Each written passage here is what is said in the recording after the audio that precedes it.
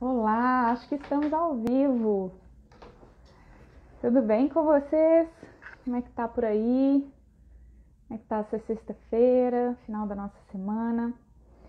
Vou enviar essa live aqui para algumas pessoas, enquanto a gente aguarda, né, as pessoas chegarem também. Sejam muito bem-vindos e bem-vindas. Hoje nós vamos falar sobre emoções. Qual a mensagem de cada uma delas? Vai ser um bate-papo excepcional com convidadas que eu amo e eu tenho certeza que vocês vão gostar muito, porque são mulheres muito inteligentes que vão trazer um conteúdo que eu tenho certeza que vocês ainda não ouviram por aí. Então aproveitem, façam suas perguntas, interajam aqui com a gente, porque vai ser um momento muito bacana, de muito aprendizado, inclusive para mim, porque essas perspectivas diferentes a gente acaba não tendo tanto acesso a elas se a gente realmente não as estuda, não é verdade? Então vai ser um momento também para vocês conhecerem essas perspectivas. Então eu vou convidar as nossas parceiras da live de hoje, sejam todos bem-vindos e bem-vindas. Que delícia, gente, quanta gente aqui já, muito bom, estou muito feliz. Deixa eu chamá-las então. A Júlia, a Kelly. Vamos ver se a Patrícia já está aqui com a gente.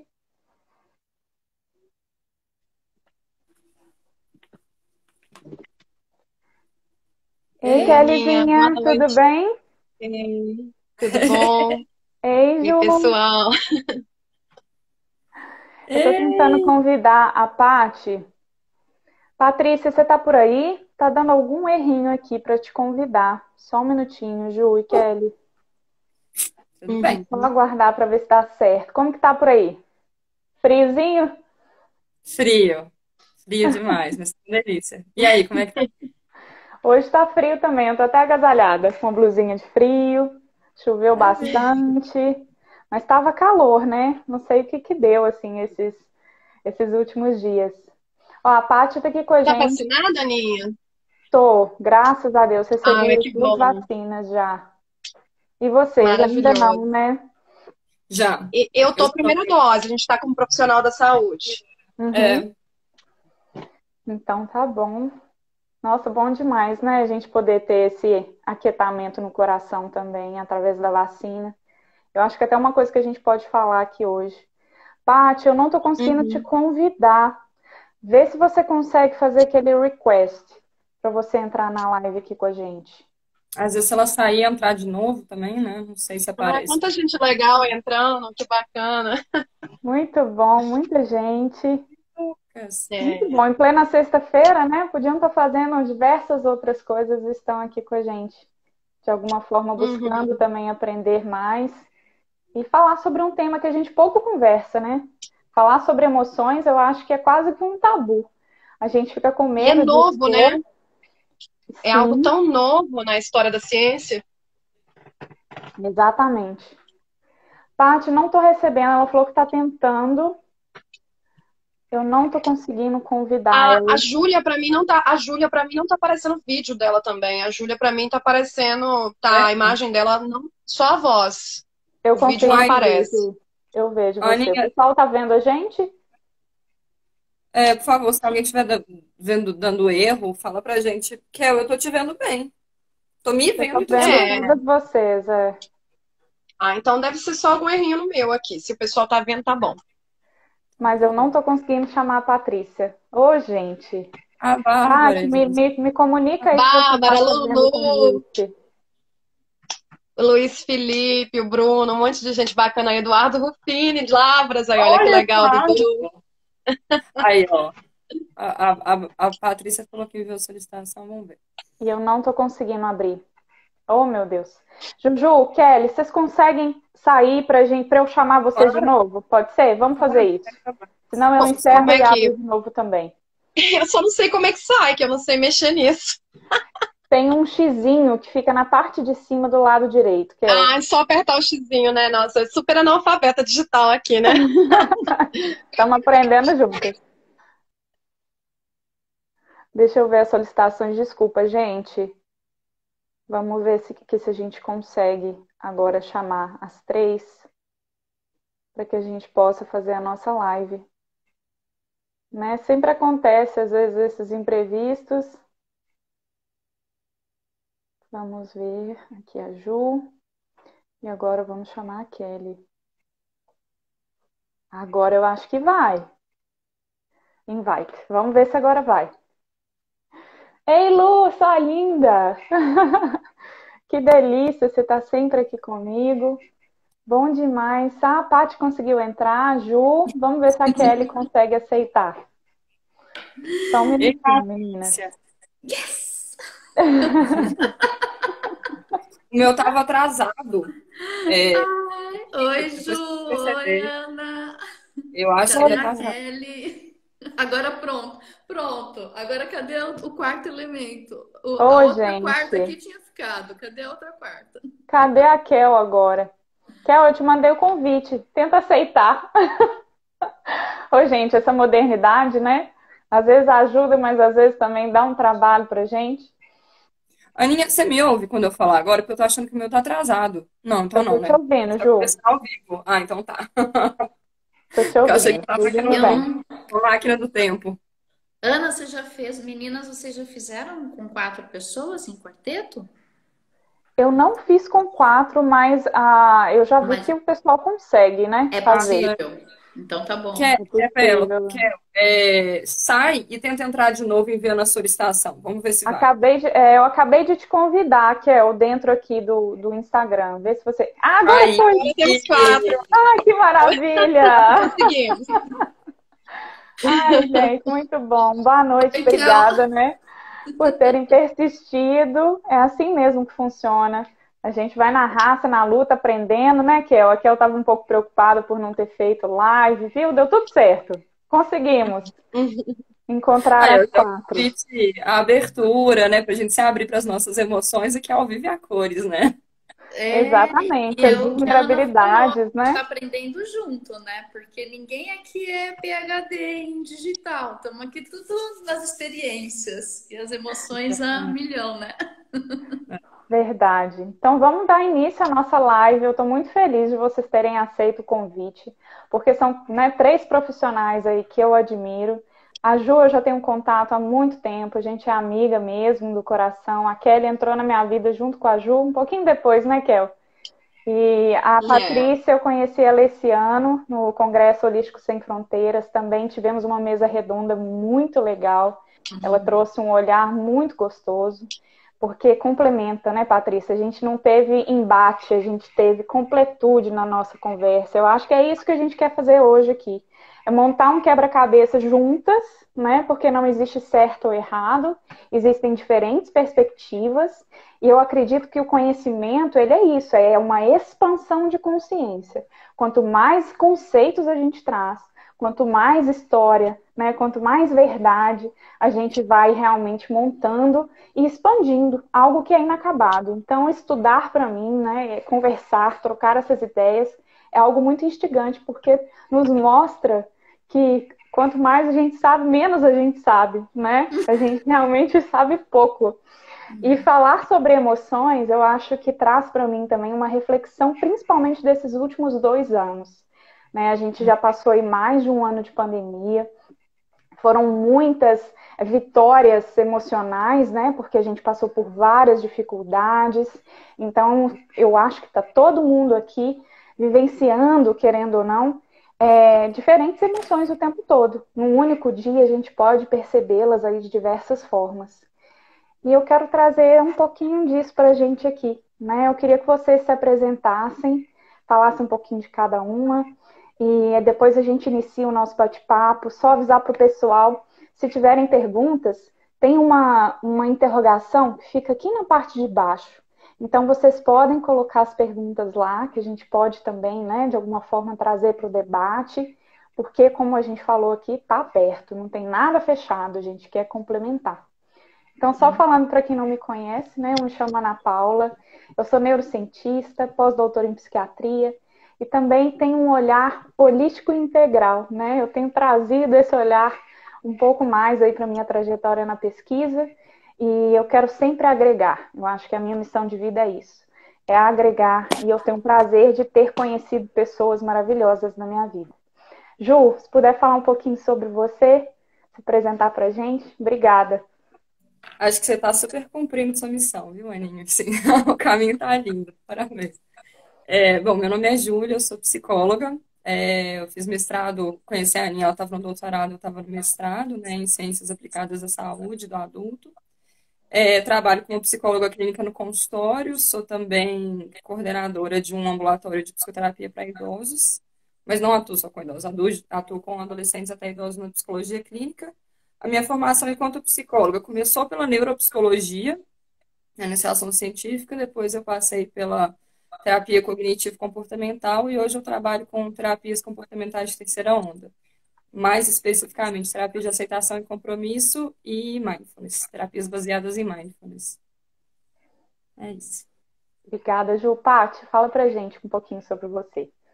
Bom, eu sou facilitadora de consciência, né? Estou como facilitadora de consciência.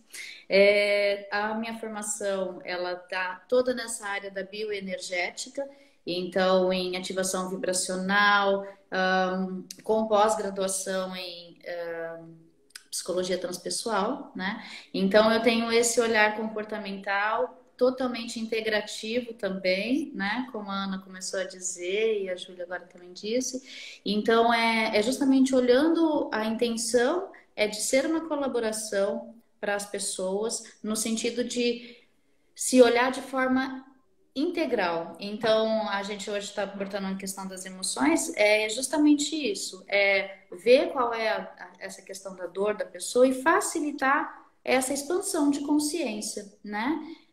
Então, tá caindo meu suporte aqui.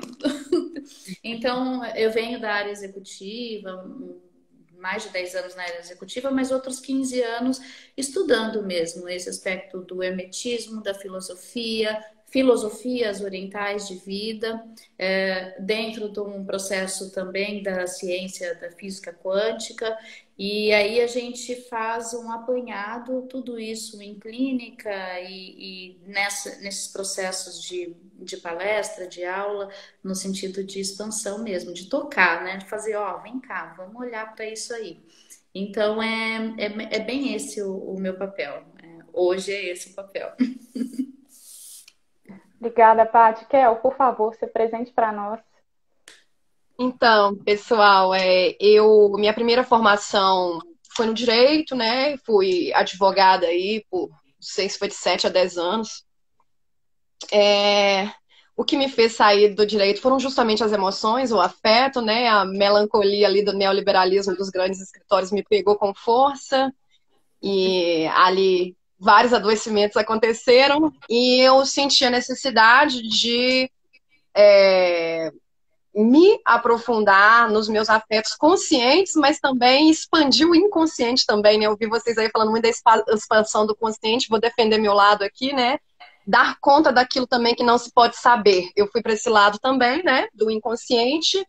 E já fazia terapia, já tinha feito várias terapias, diversas linhagens, mas mergulhei mais fundo na psicanálise, comecei meu processo de transição, né, da formação da psicanálise, também estive advogada em processos de família e em processos de mulheres vítimas da Lei Maria da Penha, então isso me deu um olhar político também, né, me mobilizou para esse circuito dos afetos sociais,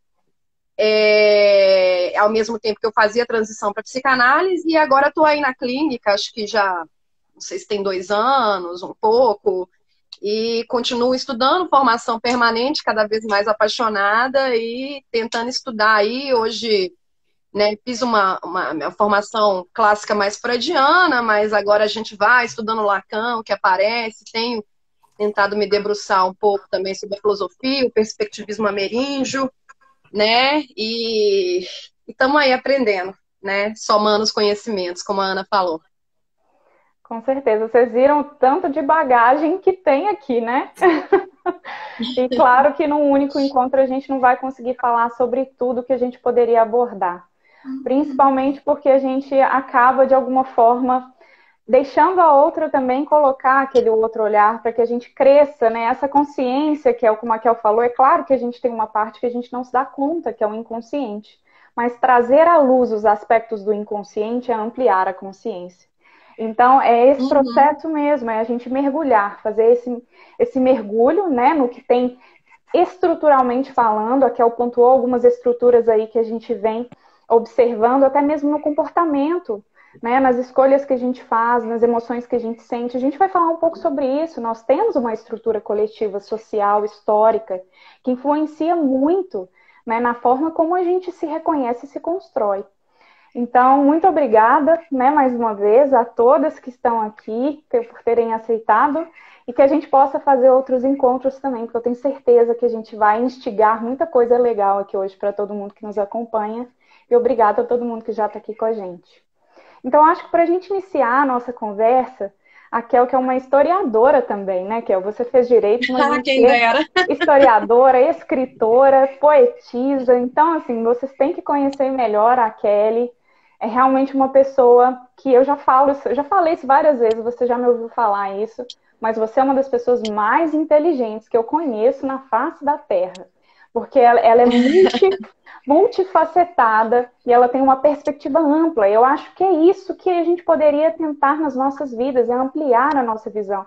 Não é estreitar, né? Você é especialista do especialista, não. A Kel, ela vem trazendo esses lados diferentes para essa ampliação, né, Kel? E aí, abordando... Obrigada, Ana, pelos elogios. Eu sou uma grande curiosa, né?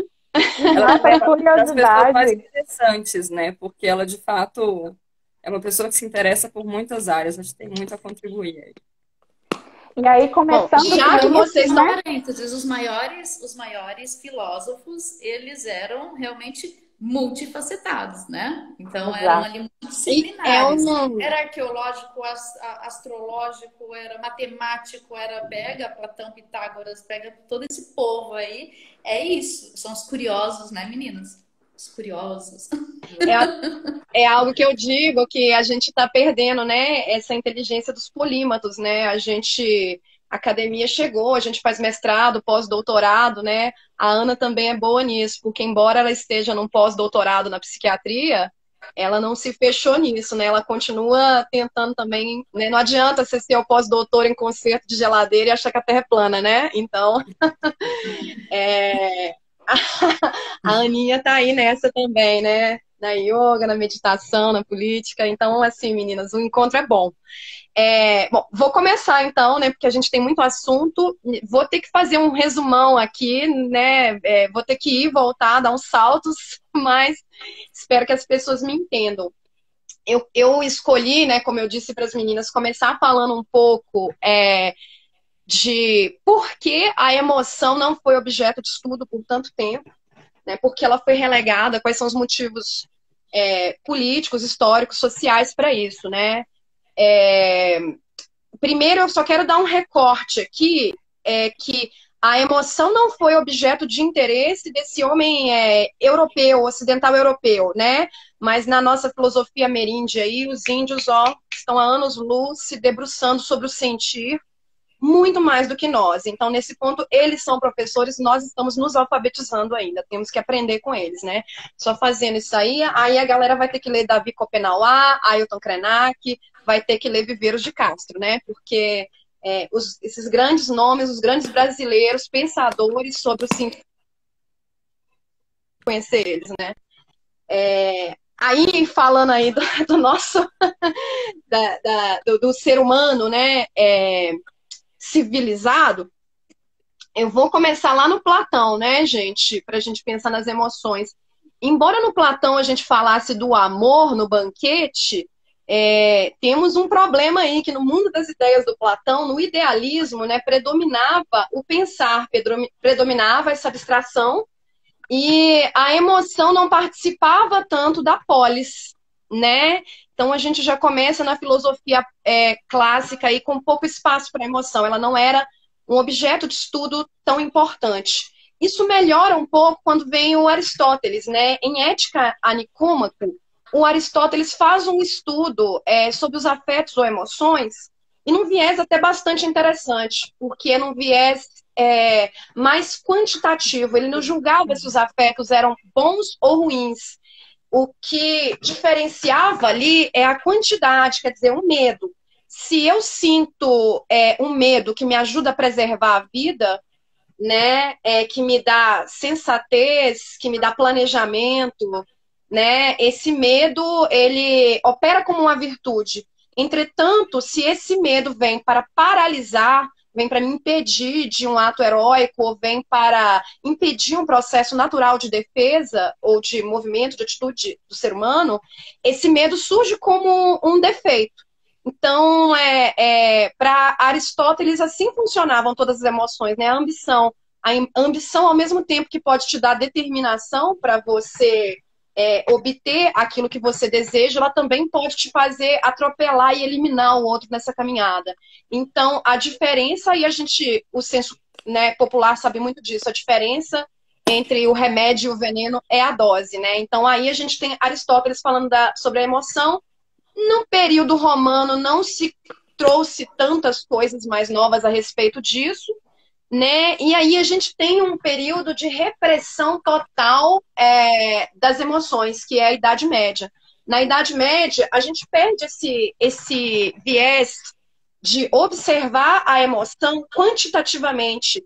Na Idade Média, se entra num pensamento dual, em que a emoção é pura ou impura. Né? Então, os afetos, se eles são bons, eles foram inspirados por Deus. E se eles são ruins, eles devem ser expurgados do corpo. E nesse expurgar o afeto ruim do corpo, entrava de tudo, né? Flagelo, autoflagelo, perseguição, aí a gente teve inquisição, né? E isso era uma forma de controle político dos corpos. E então, a gente teve aí um grande histórico de repressão dos afetos, né? E inclusive, o que você pensava e sentia não era apenas o seu comportamento. Se alguém te denunciasse que você pensava ou sentia algo que era impuro, isso já era um problema, né? Bom, a nossa civilização foi caminhando e a gente chegou no iluminismo. Com o iluminismo, a gente tem uma mudança aí que surge o paradigma racional da modernidade, né? O René Descartes cria o cartesianismo, que é o método cartesiano dele, né? De você pegar a parte e separando as partes, e dentro das partes, outras partes, e ir analisando. E com isso veio August Comte, positivismo. Esse mundo material pode ser aprendido, ele obedece a regras fixas, naturais, a ordem da materialidade é imutável, surgem as leis de Newton, né? A mecânica newtoniana. Então, a gente tem um mundo, o renascentismo, né? Que é a própria representação da arte obedecendo à perfeição, à matemática, à beleza, né? Se você tem ali, né? Eu penso, logo existo, então a nossa existência se afirma pelo racional. Mais uma vez, a emoção aí não tem muita vez, porque a emoção não entra, ela não pode afetar o racional. A gente tem um mundo dual, o paradigma moderno, ele é dual, você separa corpo de mente, objetivo de subjetivo, você separa razão de emoção, né? E a gente teve vários problemas aí, né, com esse paradigma moderno, porque se ele desse conta dos problemas, não teríamos tido Primeira Guerra Mundial, Segunda Guerra Mundial, ecocídio, não estaríamos tantas tragédias aí que vivemos. Então, o mundo foi de novo girando, como não pode deixar de ser, né? E a gente começou a ultrapassar, né, o paradigma moderno. Antes disso, eu só queria falar uma coisa. Eu queria aqui trazer um viés da política, que é de como essa separação de razão e emoção ela era interessante para o controle dos corpos, para a política. Porque com a Revolução Industrial, né, o que você precisa, né, para você ter aquele exército de pessoas batendo na fábrica para lutar por um prato de almoço, de janta, né? Você precisa de excedente populacional. Se você precisa de excedente populacional, você precisa controlar o corpo das mulheres. Então, esse corpo das mulheres ele tem que ser manso, ele tem que ser dócil e tem que ser um corpo feito para o cuidado. E aí fica muito... a gente consegue entender isso, porque que a razão fica para o homem, a razão faz parte da política, da economia, do progresso, do saber tecnológico e civilizatório. E a emoção fica como algo menor, quase que pejorativo, relegada ao mundo feminino, que vai cuidar da família e dos filhos. Né? Então a gente vive isso, essa apropriação da separação entre razão e emoção pela cultura do patriarcado, como controle dos corpos mesmo. Né? Foucault ainda não estava aí na época que surgiu isso, mas ele analisou isso muito bem. Né? Bom, o mundo vai caminhando, né? Como eu disse, a gente vai tendo a crise aí dos paradigmas.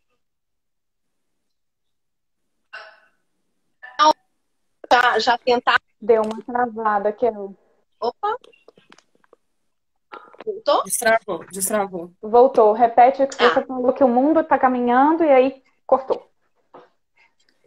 O mundo está caminhando, mas assim, Kant ainda não tratou muito bem das emoções. O Schopenhauer, então, que foi tão avançado, né? Ele falava que o afeto era um fator negativo para o conhecimento. A emoção, né? Ela não só não deve entrar, como ela atrapalha. Ela tem que ser excluída da atividade intelectual. A gente tem um grande giro com Spinoza, né? Para Spinoza, a gente tem um Intelligere, né? Que é o nosso corpo, ele é tão mais potente quanto maior a capacidade dele de se afetar, de receber e perceber estímulos, né? E esse afeto para Spinoza é a nossa diminuição ou aumento da nossa potência. Inclusive, ele já cria a noção da autoafecção, que é como perceber o afeto me afeta. Né? Como eu notar essa flutuação das emoções gera uma nova emoção. Né? Então, com Spinoza, a gente já começa a integrar razão e emoção. Né? O conhecimento não se torna mais o contrário do afeto, das paixões.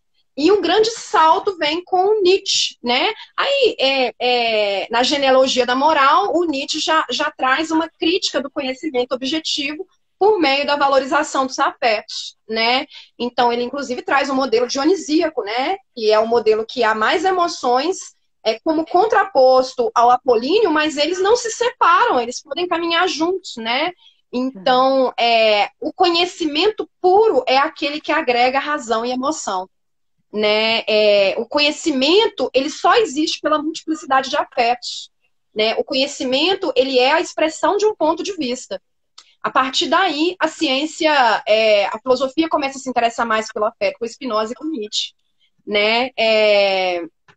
Quanto mais afetos nós sentimos, mais rico e objetivo é o nosso conhecimento. Né?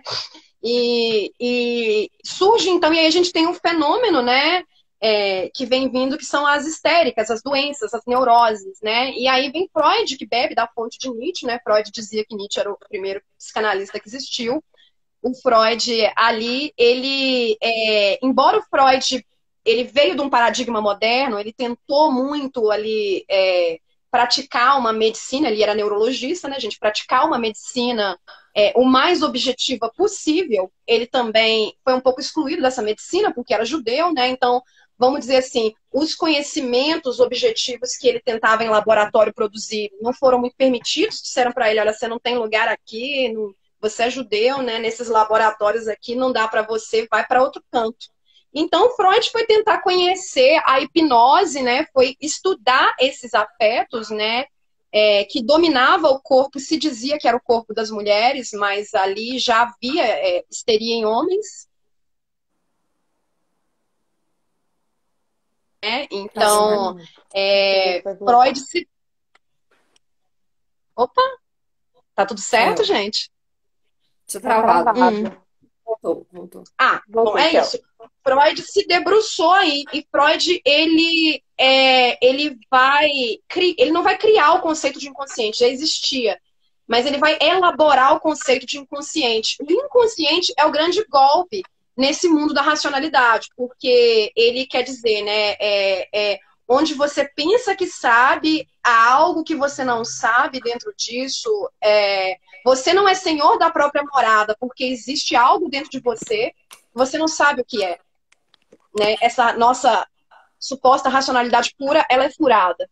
Né? E ali o inconsciente se torna um saber. Né?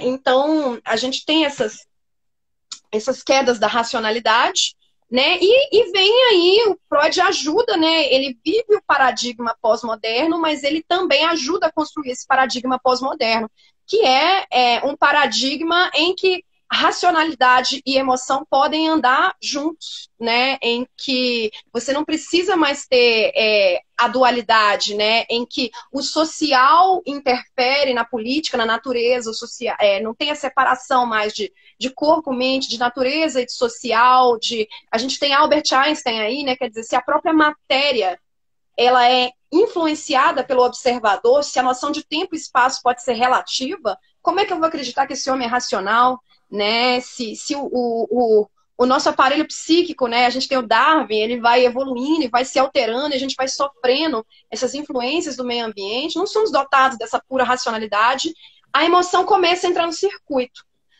Na psicanálise, o afeto, ele é muito interessante porque ele... Gente, vocês vão me falando do tempo, viu? Eu não sei se deu o meu tempo. Tá uma delícia. Quando chegar... Tá uma delícia, exato, mas... Vamos fazer uma live de 4 horas aqui. Não, é porque se deixar eu falo sem parar, vocês sabem, né? Função oral aqui. Mas o Freud, ele é interessante, porque o afeto, ele não pode ser recalcado. Então, o afeto, ele pode ser reprimido. Essa repressão, ela é social, ela é feita por nós mesmos, de forma consciente. O que é recalcado, que é objeto da análise, são os representantes ideativos. São aqueles significantes que nos provocam desprazer que a gente não quer saber deles. Eles ficam escondidos lá, né? E a gente tenta buscar eles por meio de um processo de análise. Mas o afeto não. O afeto aparece, embora a gente não saiba de onde ele vem. Então ele vem principalmente para a psicanálise. O grande afeto que interessa é a angústia, né? E os afetos que mobilizam transformações são os afetos ambivalentes, em que parece que é prazer, mas pode ser desprazer, ou pode ser os dois juntos. São os afetos capazes, porque são afetos em que há alteridade, né? Nesses afetos de ambivalência se pode operar grandes transformações. Então, para a psicanálise freudiana, o grande afeto é a angústia, né? Que vem do desamparo, que é aquele bebê nu no mundo, ele grita, ele chora e a mãe não escuta, ele está sozinho. Ele não sabe andar, não sabe falar, ele não sabe arrumar o próprio alimento. Esse é o grande afeto, é o afeto que não mente, né? Lacan depois vem falar de outros afetos, né? Lacan fala muito do amor, do ódio e da ignorância, né? Então, o amor como um afeto que está no registro do imaginário, o ódio, um afeto que está no registro do real, e a ignorância no registro do simbólico. Quer dizer que se a gente pudesse cobrir, né, essa nossa ignorância de conhecimento, de palavras e de linguagem, a gente poderia tentar melhorar essa paixão da ignorância, né, que nos seduz tanto, né? Bom, gente, eu acho que por aqui tá bom, porque se eu for falar um pouco mais, eu vou acabar, eu acho que vamos deixar agora cenas para os próximos capítulos. Não sei se alguém aí fez alguma pergunta ou não, depois a gente pode olhar. Sim. Mas eu passo a bola para a próxima agora. Kel, a gente recebeu uma pergunta que está relacionada um pouco com o que você já explicou. Eu vou abrir aqui para a gente, tá? O Milton trouxe essa pergunta, que é a seguinte: o foco da sociedade na razão não é uma forma de incentivar o aumento da produção?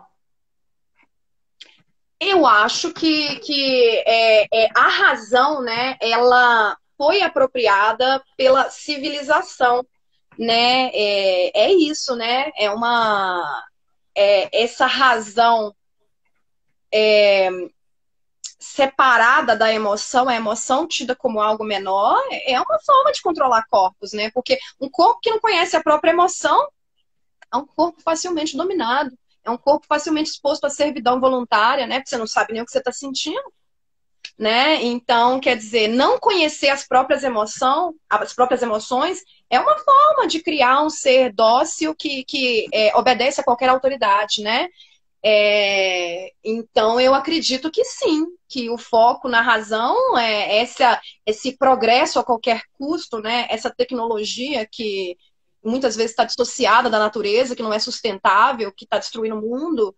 Então, eu penso que sim, que esse excesso de razão vem atendendo uma lógica muito perversa do capitalismo. Obrigada, Kel. Eu vou fazer algumas pontes com o que você colocou, né, trazendo aí a perspectiva da neurociência, e eu acho que parte exatamente do momento em que a gente tem essa junção entre razão e emoção, né? A primeira forma de comunicação que a gente desenvolve é através das nossas emoções.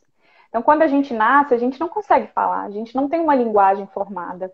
E as experiências vão sendo absorvidas no nosso consciente, no córtex pré-frontal e também no inconsciente, através das emoções.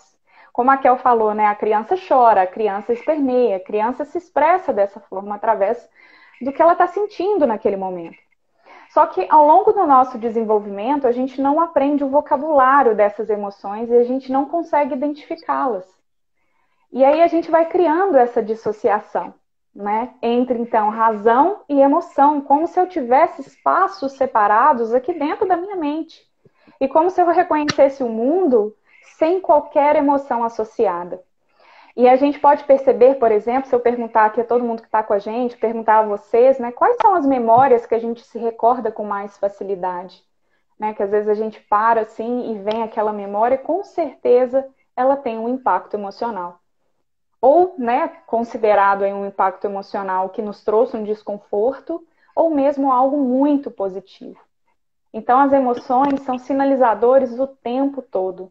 Só que o que a gente tende a fazer, e aí mais um conceito de sobrevivência, né, a gente tenta se afastar de tudo aquilo que é desconfortável.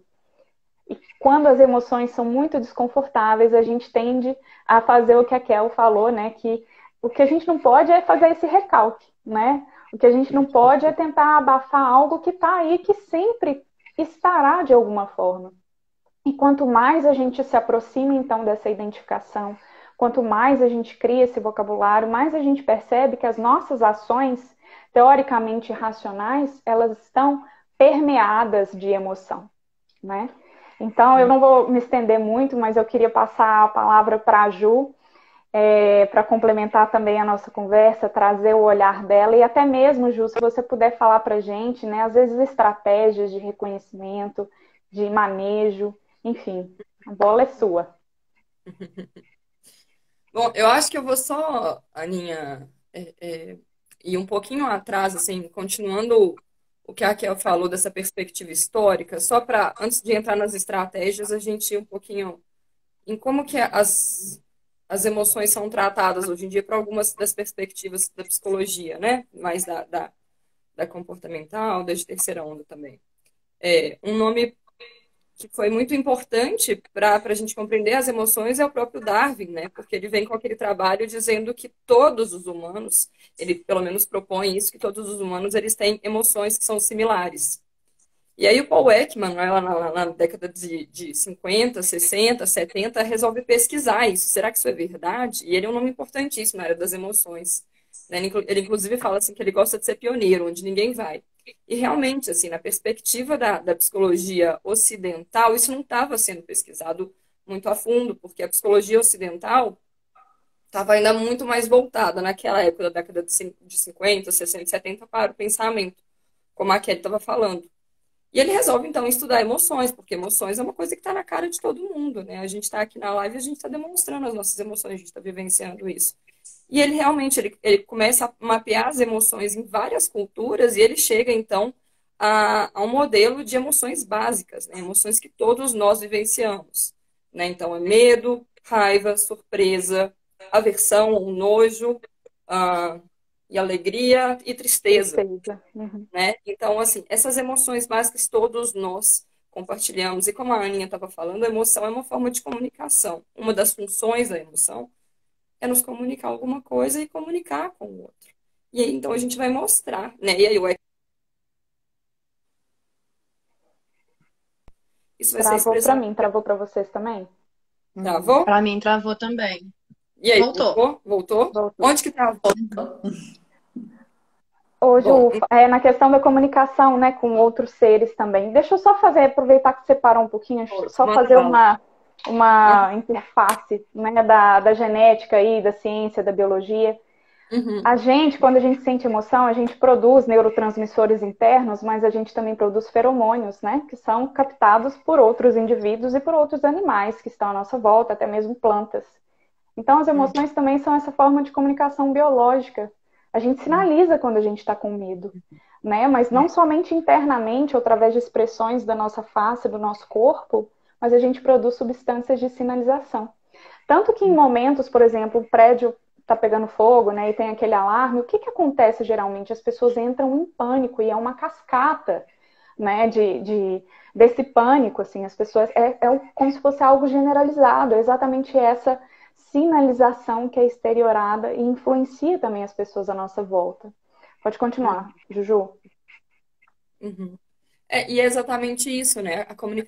As emoções, elas são importantes para comunicar algo para fora, como algo para dentro também, né? Porque elas permitem, então tem essa dupla função das emoções, né? Que muitas vezes elas são colocadas em uma perspectiva, né, de emoções positivas e emoções negativas, como se estivessem boas ou ruins, né? Mas muitas vezes a gente hoje em dia trabalha mais com termos como emoções que são agradáveis e emoções que são desagradáveis, porque todas as emoções têm componentes positivos e negativos, né? O medo, ele garante nossa sobrevivência. Se a gente não tivesse medo, a gente não poderia sair de casa, né? A gente se colocaria em situações muito perigosas, né? Ou se a gente...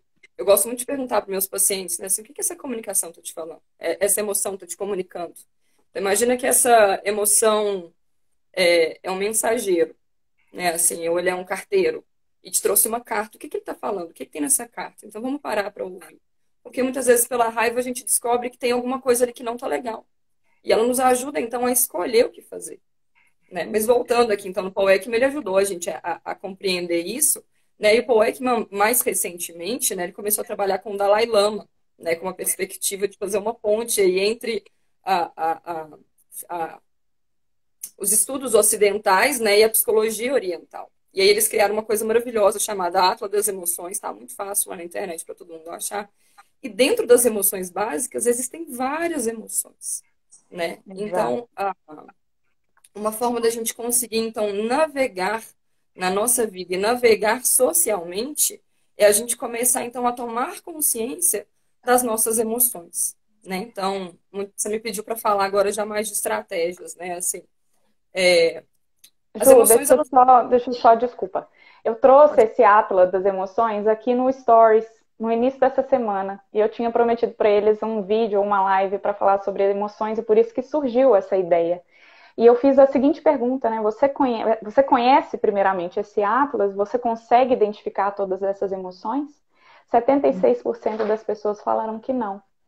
Então, para você ver a importância disso, né? Da gente estar falando sobre isso, da gente estudar sobre isso. E também usar a nossa vida como um autoestudo. Porque às vezes algo que te afeta não me afeta. A emoção que você vai ter sobre uma mesma situação vai ser diferente da que eu vou ter. Então não serve para todo mundo o mesmo parâmetro. É um processo de autoestudo mesmo. De referência, né? Exato.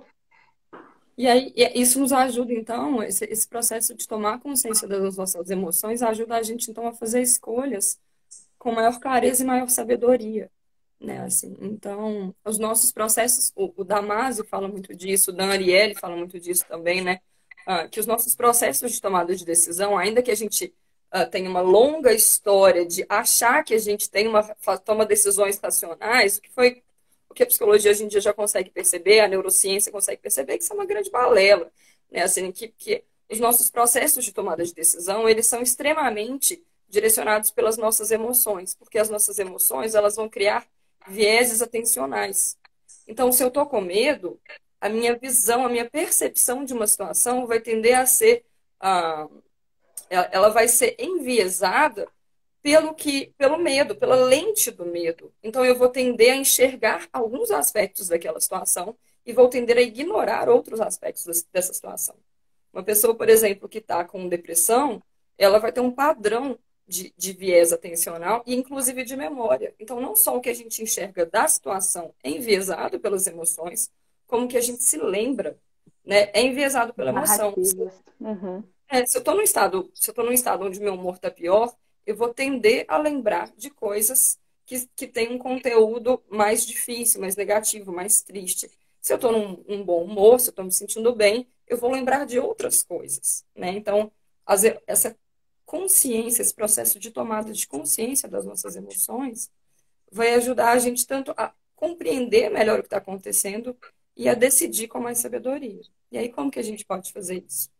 Fazendo exercícios práticos e simples, como perguntando: o que eu estou sentindo agora? E como você falou, é muito difícil às vezes. Lá no ambulatório, eu e os meus alunos, muitas vezes a gente atende idosos com 80 anos que não sabem falar mais do que 4 emoções: tristeza, raiva e medo. Como é que você está se sentindo agora? Tô bem. Mas bem como? Tô bem. O que que você está sentindo agora? Tô mal. Então, as pessoas não têm vocabulário sobre as emoções. E uma forma da gente começar a fazer isso, então, é como isso que você está falando, né, Aninha? Esse processo de autoestudo, onde a gente começa a reconhecer os nossos padrões emocionais, o que que eu estou sentindo, começa a nomear isso. E tem materiais que podem nos ajudar, mas além disso, se está difícil de nomear, começa a observar, então, quais são os marcadores no nosso corpo, né? Assim, porque acho que talvez a Patrícia vai saber falar mais ainda disso, né? Mas todas as nossas emoções, elas têm marcadores no nosso corpo. E cada pessoa sente diferente, mas tem alguns padrões aí entre as pessoas, né? Então, eu estou sentindo um aperto na minha garganta. O que que é isso? Qual que é o tamanho disso? Eu tô com uma dor na cabeça, eu tô com uma bola no estômago. E isso vai nos ajudar, então, tanto até mais clareza de como eu estou processando aquela situação. E isso nos ajuda, então, a dar uma pausa para, então, escolher com mais clareza. Né? E aí a gente pode usar, por exemplo, o espaço de respiração, a gente pode usar outras estratégias baseadas no TCC, mas deixa eu deixar a Patrícia falar aqui, senão eu vou falar bastante, né? Depois, se der tempo, eu falo das estratégias de maneira mais específica. Mas o Obrigada, importante, Ju. deixar só salientado, é começar a tomar consciência das emoções. E dentro das emoções tem pensamento, sentimento, sensação no corpo e impulso. Então, começa a fazer essas perguntas. O que que eu estou sentindo? O que está passando na minha cabeça? É uma imagem? É uma ideia? É um planejamento? É uma preocupação? O que que tem aqui? O que que tem no meu corpo? E aí a gente vai começar a ficar mais hábil para lidar com as emoções. Pronto. Falei. Maravilhoso. Paty, e aí, onde que a gente localiza essas emoções no corpo? Falando um pouco mais da energia também, dessa consciência, dessa, né, visão sistêmica. Fala um pouquinho mais pra gente. Bom, vamos lá. Indo ao encontro com o que a Ju falou, é bem isso, né? A gente a tomada de consciência de que nossos pensamentos e nossos sentimentos, nós temos o poder de escolha, né? A gente pode escolher qual é o nosso padrão, o que é que a gente vai pensar, de que forma que a gente está nutrindo o nosso pensamento, o nosso sentimento e exteriorizando as nossas emoções, né? Então, falando do corpo, é importante nós termos a consciência de que esses processos que a gente chama de psicossomático, que realmente são essas emoções que a gente fica internalizando e que não resolve, não toma consciência, elas estão diretamente ligadas ao nosso corpo, como a Ju falou. Então, as doenças que nós startamos. Então, quando vocês falaram a Kelly falou sobre Einstein, né? Então, ele nos traz esse aspecto de vibração, mostrando que tudo é energia, inclusive nós. Então, quando a gente fala de vibração, se nós somos energia, nós emitimos uma vibração. Então, existe um estudo que diz que, segundo Bruce Túnio, que o corpo tem uma vibração, cada órgão tem também uma vibração específica, por isso vem também esses tratamentos, todo mundo já ouviu falar em floral de Bach. O que é o floral? Por que o Bach? Ele se conectou à natureza, como a Ana falou, está tudo em conexão. Então, a natureza, cada planta tem uma vibração, não é? Tudo é energia, então cada cristal, cada planta tem uma vibração. Daí vem esses óleos essenciais, vem os florais de Bach, que são elixires da natureza, frequenciais e absorvidos pela mitocôndria. Então, esse tratamento, tratamentos que são propostos através da natureza, que está aí disponível, né? Ele justamente vem alinhar, organizar essa disfunção que a emoção me trouxe. Então, por exemplo, como a Ju falou, tem dor de cabeça, aperto na garganta. Dor de cabeça é uma emoção que está diretamente ligada ao fígado. Então, você traz uma desordem, a emoção da raiva, né? Então, você, sendo bem generalista, sem entrar nos outros, né, nas sub-emoções, mas colocando assim, a raiva, né? Então, a raiva, a emoção raiva, ela traz uma disfunção no meu fígado e vai trazer um sintomático de dor de cabeça, entre outros, né? Mas, sendo, por exemplo, o pulmão.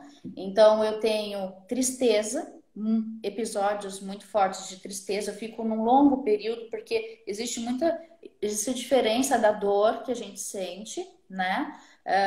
E do período que a gente fica naquela dor, que isso é quando a gente muda a nossa vibração.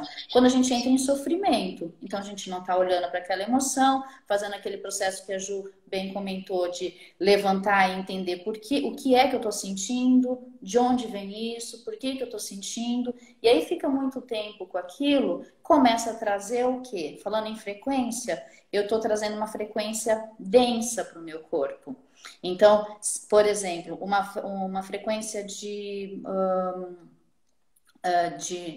medo, como a gente falou, de raiva, ela tem uma baixa frequência, ela está girando ali em torno dos 20 Hz. Poxa, se nosso corpo gira em torno de 60, como que eu tô trazendo uma frequência inversa? Então, eu tô trazendo uma baixa frequencial. Com isso, o meu órgão começa a funcionar em baixa frequência. E aí, eu tenho essas desordens. Então, eu passo a ter os sintomas, mas aquela emoção, então aquela raiva que eu acumulei durante tanto tempo, está trazendo uma desordem para o meu fígado e que está gerando uma dor de cabeça absurda. Então aquela tristeza que eu carrego há muito tempo dentro do meu peito, né? Eu começo a trazer problemas respiratórios do pulmão, que ela está relacionada com essa questão que eu não resolvi dessa tristeza, eu não olhei para essas emoções. Então, são alguns exemplos, né? Por exemplo, o intestino, no caso, o intestino grosso, ele está totalmente ligado à ansiedade. A gente está vivendo duas situações bem complicadas, chamam das doenças do século, que é a ansiedade e a depressão, né? Então, a ansiedade... grossamente falando, né? A ansiedade a gente está preso lá no futuro e a depressão a gente está preso lá no passado. Então, na ansiedade, a gente está ali machucando, tendo desordens, trazendo desordens para o nosso intestino. Então, quantas pessoas a gente conversa, por exemplo, então, assim, em clínica, né? Eles começam a trazer questões físicas que eu já associo e já começo a trazer essas questões emocionais, né? Para a gente trabalhar nesse processo que eu já estava falando, mais investigativo, para aí sim trazer um equilíbrio, né? Buscar, então, uma conduta de tratamento. Sim? Deixa eu até fazer uma conexão da neurociência com o que você acabou de colocar. Nós temos mais de 1 bilhão de neurônios no nosso intestino, ok? É o nosso segundo cérebro. Então, às vezes, as pessoas não conseguem compreender isso, né? Nossa, às vezes eu tô nervoso, ansioso, o que acontece com o meu intestino? Ou ele solta ou ele prende, não é? Não é verdade? Tem uma alteração. Nós temos um eixo HPA, hipotálamo, adrenal, pituitária, que faz uma conexão direta, quase que instantânea. Se chegou um estímulo que me causa um desconforto, eu já tenho um acionamento do meu intestino. Se você é mais sensível a esses estímulos externos, maior é a intensidade. Pode falar, Tati. Não, perfeito. Isso é uma delícia, é isso que eu amo, sabe? Desse nosso bate-papo, porque justamente o hipotálamo, ele tá ali nesse eixo, a situação de estresse, que tá todo mundo hoje submetido a situações de estresse, né? Parece que é até bonito.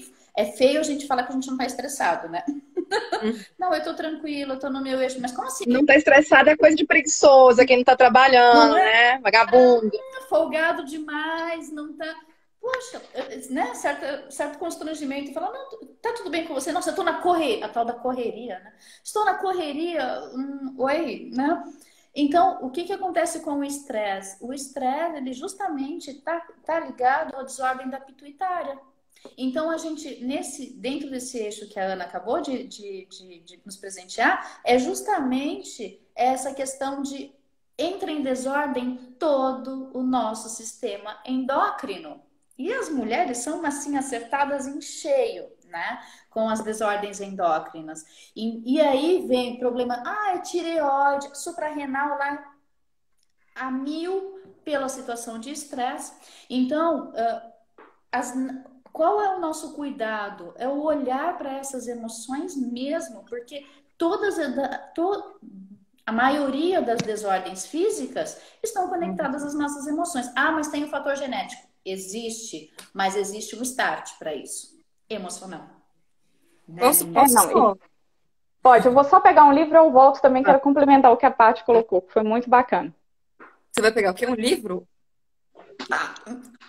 Tinha que ter um livro aqui nessa live, né, gente? Não, eu também já deixei um monte aqui atrás, porque eu falei, qualquer coisa a gente traz, né? Mas o que eu ia falar, que eu acho que é isso que você está falando, é assim, é como que esses padrões de ativação, eles vão se tornando automatizados, né? Então, a gente vai estabelecendo ali relações, a gente vai estabelecendo relações entre alguns estímulos e algumas respostas emocionais e alguns comportamentos, e a gente começa a automatizar isso, né? Então, a gente está falando, por exemplo, desses momentos onde a gente tem essas ativações, e isso vai se tornando reforçado pelo nosso ambiente, pela nossa cultura, como a Kelly bem trouxe, e a gente vai, então, a gente começa tanto a reconhecer as situações dessa forma, sempre do mesmo jeito, e a responder sempre da mesma forma.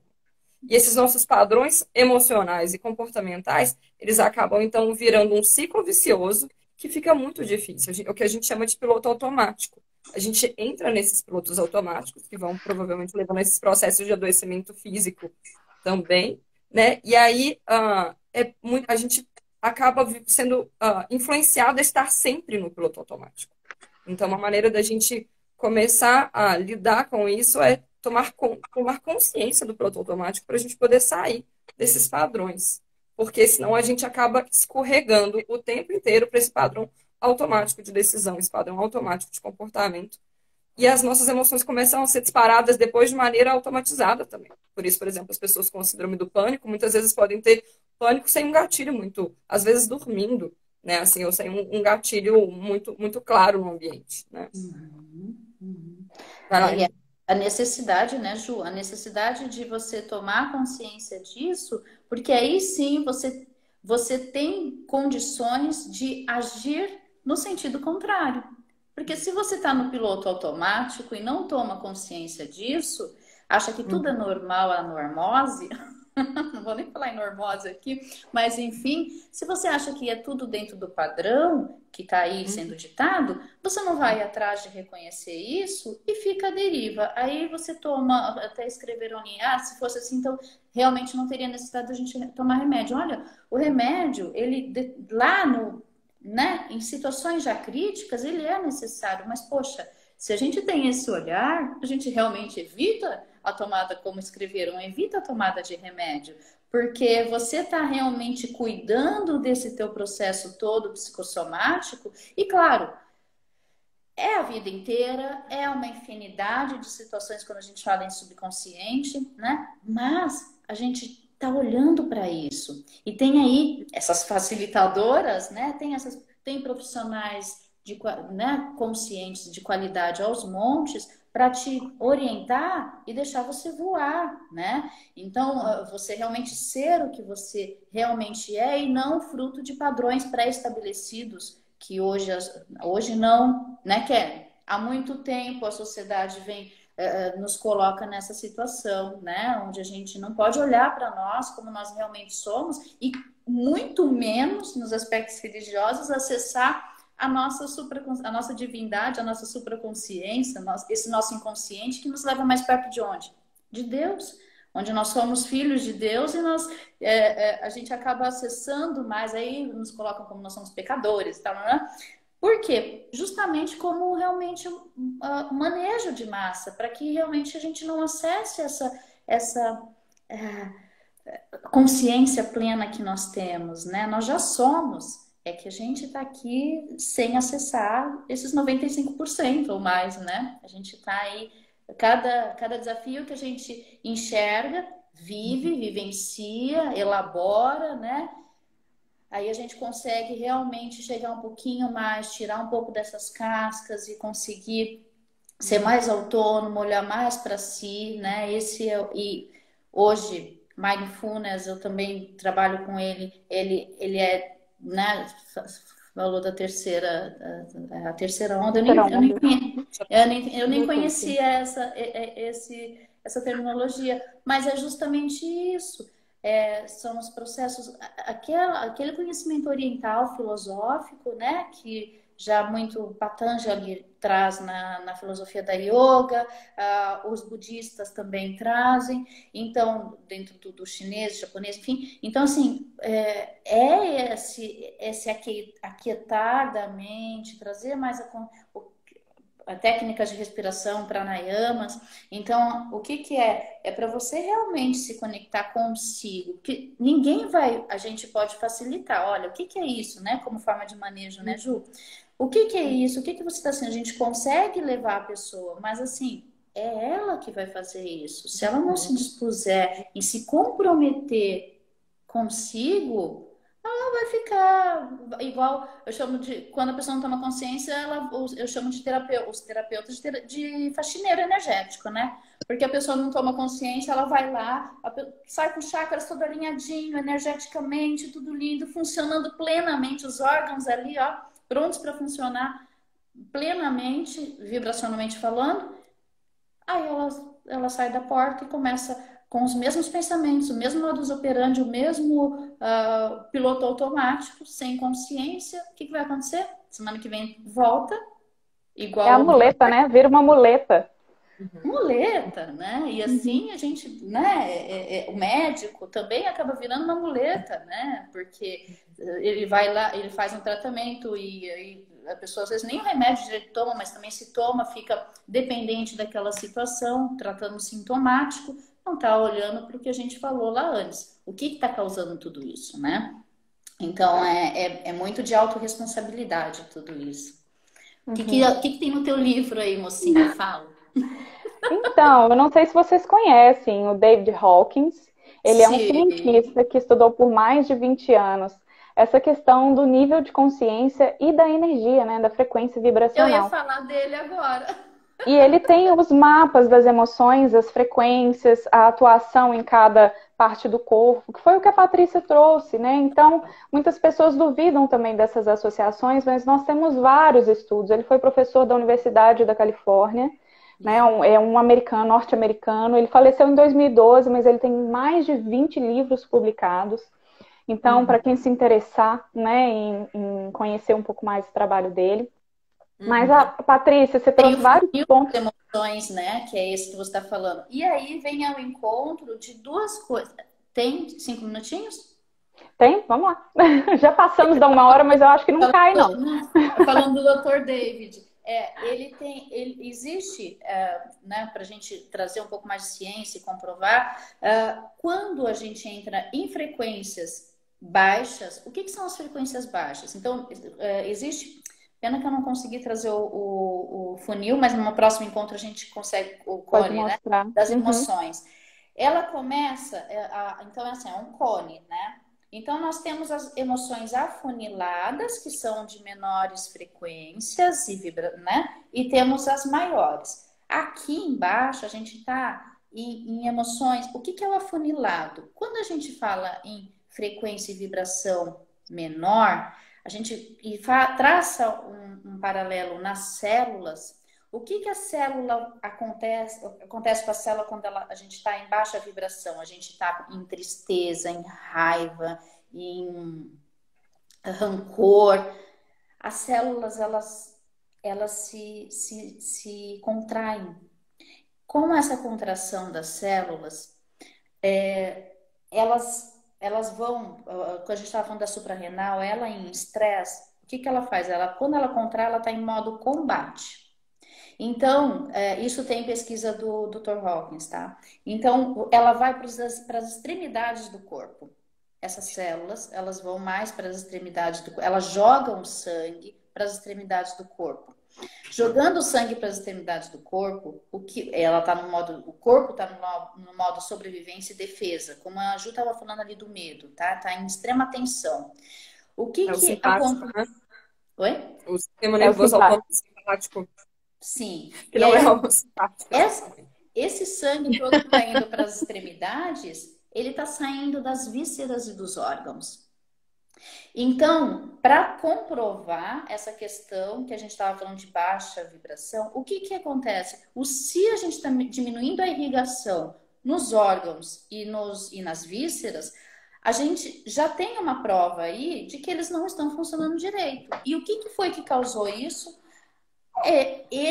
Essas emoções densas. Então, essas emoções densas que justamente causam todo esse processo fisiológico no nosso corpo e a gente fica em estado de atenção a todo momento.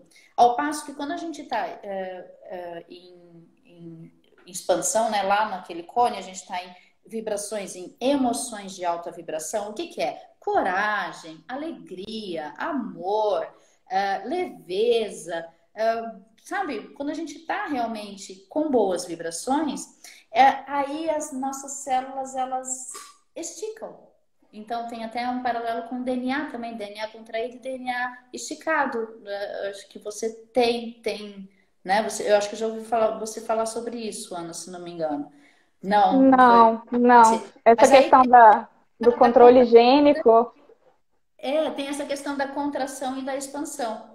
Então, se você está em alta vibração, você está expandido, literalmente. Então, está tudo conectado. E as tuas células expandidas, tudo está fluindo com muito maior fluido. O teu irrigamento está fluindo melhor, então teus órgãos estão sendo muito mais irrigados e tua imunidade está muito melhor. Por que até nessa época do Covid eu falei bastante sobre isso, que os cuidados eram super necessários, mas sobretudo cuidado com os seus pensamentos e seus sentimentos e suas atitudes. Por quê? Em razão das emoções, para cuidar com o padrão vibracional que nós estamos inseridos, porque se nós estivermos em padrão vibracional baixo, em razão dos nossos pensamentos e emoções e atitudes, pensamentos, sentimentos e atitudes, a gente está em baixa vibração, está ali praguejando, tá, meu Deus, culpando, esse sistema, e não está olhando para si, não está mantendo o seu equilíbrio, não está fazendo alguns desses pontos que a gente falou, como formas como meditação, respiração, para se manter realmente em alta vibração. O que acontece? Você fica mais suscetível a qualquer patógeno se elevar no teu organismo, porque dentro desses estudos também mostra que quantos patógenos nós temos no nosso organismo? Vários. A questão é, eu vou desenvolver essas doenças que esses patógenos causam ou não? O desenvolvimento de doença, ele está atrelado às emoções que nós cultivamos e que nós estamos exteriorizando através dos pensamentos, sentimentos e atitudes, né? Então, essa correlação, quando a gente até fala, o corpo fala, né? Porque o corpo está mostrando o que é que eu estou no psicossomático, quais são essas emoções que eu estou ali nutrindo no meu dia a dia. Então, a partir do momento que a gente toma consciência, a gente passa a escolher se eu vou ou não ficar e quanto tempo eu vou ficar nessa emoção. Aconteceu alguma coisa, senti ali, poxa, nós somos todos humanos, estamos todos aprendendo. Senti raiva ali. Quanto tempo eu vou ficar nessa raiva? Quanto tempo eu vou nutrir isso? Aí vem o papel da consciência. O que isso que a Juju estava falando? O que é que está me trazendo tudo isso? Então vem o trabalho dessa autorresponsabilidade e de se liberar dessa carga emocional para justamente trabalhar num processo de não adoecer, né? De realmente, inclusive mulheres é um incrível rejuvenescedor, né?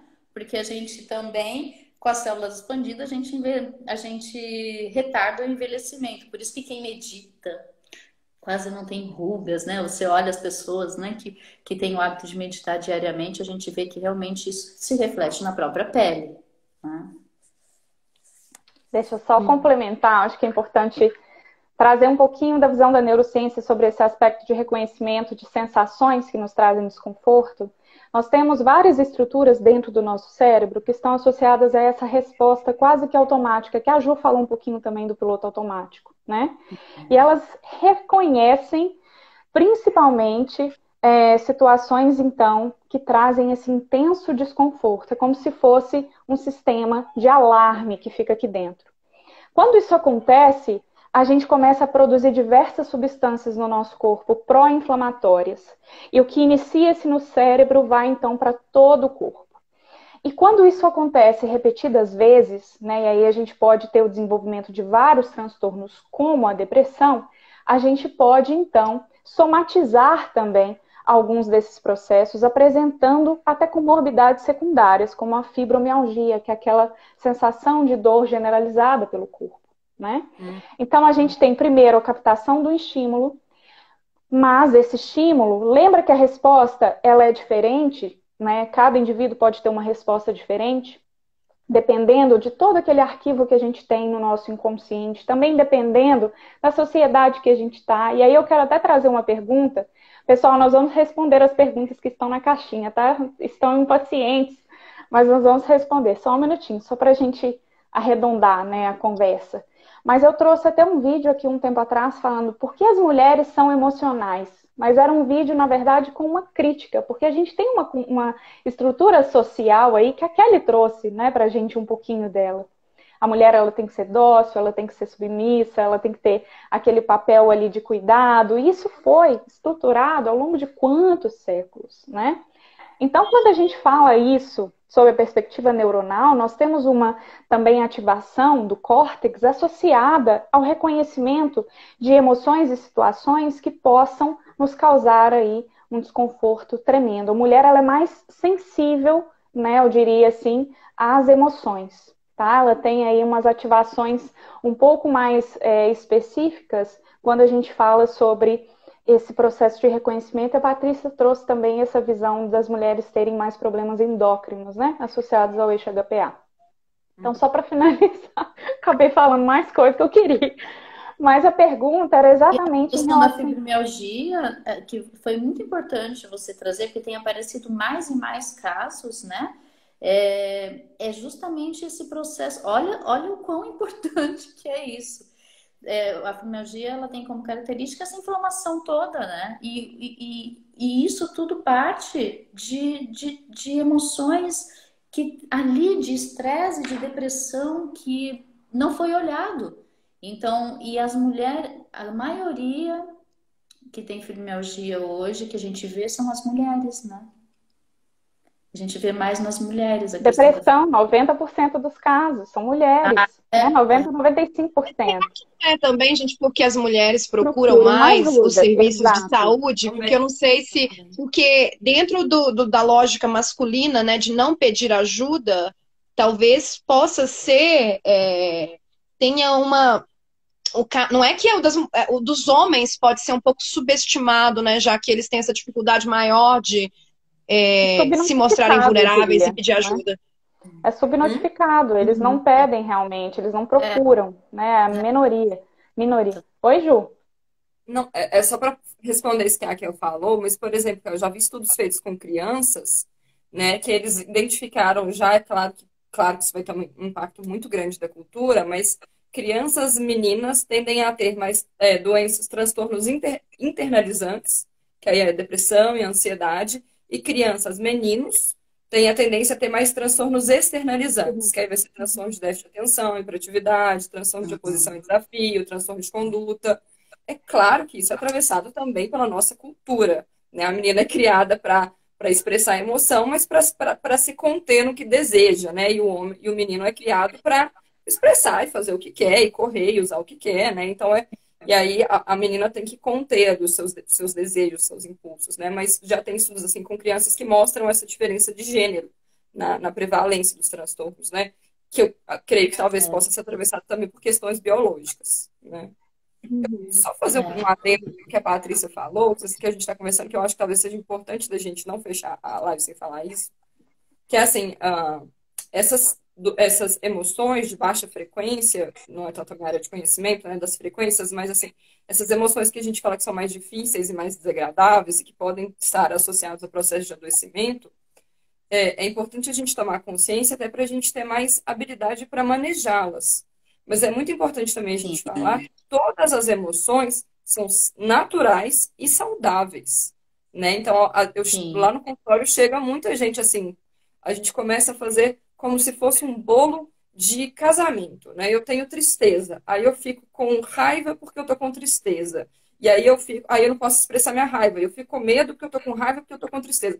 E a gente começa a brigar com as nossas próprias emoções. Como se sentir raiva fosse errado, como se sentir tristeza fosse errado, como se sentir aversão, nojo fosse errado. Então, assim, só para lembrar que todas as emoções são naturais e saudáveis e nos comunicam coisas importantes e, inclusive, favorecem com que a gente consiga se conectar com o outro e ter comportamentos, né, sociais, né, que é hoje em dia o que os estudos da emoção estão caminhando muito, né, que é como que eu me conectando com as minhas emoções, eu posso me conectar com as emoções dos outros e eu posso ter comportamentos colaborativos, cooperativos que favorecem, né? Por isso que tem muito estudo hoje em dia com compaixão, né? A Então, CNV, né, Ju? Teve uma pergunta sobre a CNV que eu quero trazer para a gente legal. finalizar a nossa live com ela. Uhum. Mas Importantíssimo. assim, só pra gente assim, porque hoje em dia tem, até a Kelly estava comentando disso com a gente ali nos bastidores da positividade tóxica, né? Muitas vezes existe todo um movimento de que a gente tem que estar bem, tem que estar feliz, por exemplo, eu lembro de uma camiseta assim que era assim, good vibes only, né? Assim, só posso ter boas vibrações. E isso não é natural e nem humano, né? Assim, acho que não existe humano. Imperativo, né? Como é que você vai ter o imperativo da felicidade? Não faz sentido. Humano, A né? linha contínua no osciloscópio, você tá morto, né? O Exatamente. fluido verde, É a variação. é isso, né? E isso E, e a, predispõe à frustração e ao fracasso, porque assim, você vai estar. Pessoas que têm transtorno de ansiedade, transtorno de pânico, elas começam a ter aversão à sensação de ansiedade, elas começam a ficar hiperativadas, e aí elas começam a brigar com a ansiedade, isso aumenta a ansiedade. Então é importante só queria salientar isso, que todas as emoções. perguntar, né, qual é a função da emoção e às vezes dar um sentido para essa emoção, né? Qual é a transformação que eu posso operar a partir dessa emoção? Ou para operar uma transformação, qual o circuito de afetos que eu tenho que mobilizar em mim? Exatamente. Né? Fazer essas duas perguntas, porque existe uma função. Exatamente. Eu acho que a gente está tão condicionado, né, a só perceber aquilo que me desconforta. Claro que eu tô pegando só um parâmetro aqui que você falou da positividade tóxica e por que que ela está sendo hoje, né, aí colocada em voga, porque a gente tem essa tendência a sempre se esquivar daquilo que tira a gente da zona de conforto ou traz um desconforto, né? Se a gente tem essa tendência, ou seja, se isso para mim é de alguma forma alarmante, o meu sistema de reconhecimento acionando a ansiedade está exatamente associado a essas emoções desconfortáveis. Então, o que eu quero é viver na positividade apenas, porque toda emoção que é desconfortável gera ansiedade em mim, e isso traz aquele descarrego, né, do eixo HPA para todo o meu corpo, produz substâncias pró-inflamatórias, que causam também, né, um fenótipo aí de senescência nas células, podendo matar as células mesmo. Se esse processo ele é periódico dentro da nossa vida, ele pode desenvolver diversos transtornos. Gente, a depressão ela pode ser decorrente de diversos episódios de estresse, como trauma, situações durante a vida, luto, perda do emprego. A gente tem várias situações, pandemia, né? Enfim, tá tudo muito associado. E eu acho que é o que a Ju colocou, é o que a Kelly colocou, o que a Patrícia colocou. Todas as emoções são importantes, são sinais para a gente se perceber. Sinais também para que a gente possa estar atento ao nosso comportamento, a como a gente está respondendo ao mundo. Porque muitas vezes a gente não está respondendo, a gente está só no automático. Né? A pessoa fala alto com você, você responde falando mais alto ainda. É um sistema de neurônio que a gente fala neurônios espelho, é a cópia daquele comportamento, porque eu não tenho reconhecimento nem de quem eu sou, julgamento da situação, nem nada. E eu tô com o meu sistema de alarme ali, ó, o tempo todo ativado, gerando estresse no meu corpo, na minha mente, né? Essa negação das emoções, gerando doenças. Então, quando a gente fala da doença em si, que é um sintoma, na verdade a gente tem uma raiz muito mais profunda aí, que muitas vezes a gente não quer entrar em contato. É claro que tem certas doenças, por exemplo, o bipolar, ele precisa do medicamento. Nós temos a depressão severa que precisa do medicamento. A gente tem uma disfunção neuroquímica. Sim, Né? sim. Então, se a pessoa não recebeu o tratamento, ela está muito próxima ali a perder a sua vida. A gente sabe disso. Então, também é importante a gente perceber até que ponto, né, o medicamento ele realmente traz esse alívio para que você possa andar novamente. Porque às vezes a situação está muito difícil, o seu corpo está muito alerta, está tudo muito somatizado. E aí, se você quiser olhar para dentro, vai ser insuportável. Insuportável. Não dá, às vezes não dá. Se não tiver quimicamente um equilíbrio, né? Nesse processo todo neural, cognitivo, você não consegue olhar, né? Exato. Então, eu não vou nem falar mais, eu acho que a gente pode deixar para uma próxima live. Vamos pegar as perguntas. Que o pessoal tá assim, eu fiz pergunta, e as perguntas não estão. Ana, deixa eu só te colocar uma coisa. Só para fechar isso que você falou, né? Colaborar um pouquinho, é o que a gente sempre pede. Autorresponsabilidade. Então, as emoções estão aí, não é isentar, como você. Não é deixar. Não sinto mais. Não, porque você vai sentir. Você vai sentir. Mas você vai se autorresponsabilizar para entender, fazer todo esse processo de entendimento, né? Que é necessário para trazer curas e equilíbrios, né? E aí sim, buscar sempre. E é uma busca constante por estar em vibrações positivas, sim. Mas nós temos ali, não ficar lá embaixo, inconsciente, sem saber que está lá embaixo, sem identificar. Lá embaixo, digo embaixo, né, em emoções densas, ruins, ficar lá embaixo se prejudicando. Então vem, desce, enxerga, recupera e assim a gente vai no fluir da vida, né? Com certeza. E até conectando o que a gente está falando, né, o que a Ju trouxe um pouquinho pra gente, eu vou pegar a pergunta da Malu, que eu acho que cabe muito, né, com o que a gente falou aqui agora há pouco. E ela pergunta o seguinte: como vocês veem, né, a comunicação não violenta nesse processo de É Maluca pé no chão, gente. É Letícia, não é Malu. Amei isso. Ótimo, é Maluca pé no chão. A gente precisa ter um pouco maluca pé no chão. Como que a gente vê, né, a CNV nesse processo de autodescoberta das próprias emoções. Cortou o finalzinho aqui, eu não sei se eu... Ah, tá, eu consigo abrir. Das próprias emoções e nas relações. Isso, e nas relações. E aí, como vocês veem? A comunicação, deixa eu começar. Ui, desculpa, Paty, pode falar. Eu acho que a tua imagem tá ruim para mim. Eu não sei se para vocês também, meninas. Tá pixelada, Daninha. Mas vocês me ouvem direitinho? Se me ouve, tá ótimo. Tá te ouvindo, só tá. Não, sem problema. A comunicação violenta, eu acho que ela diz muito como sobre a forma com a qual a gente se relaciona com a gente também, né?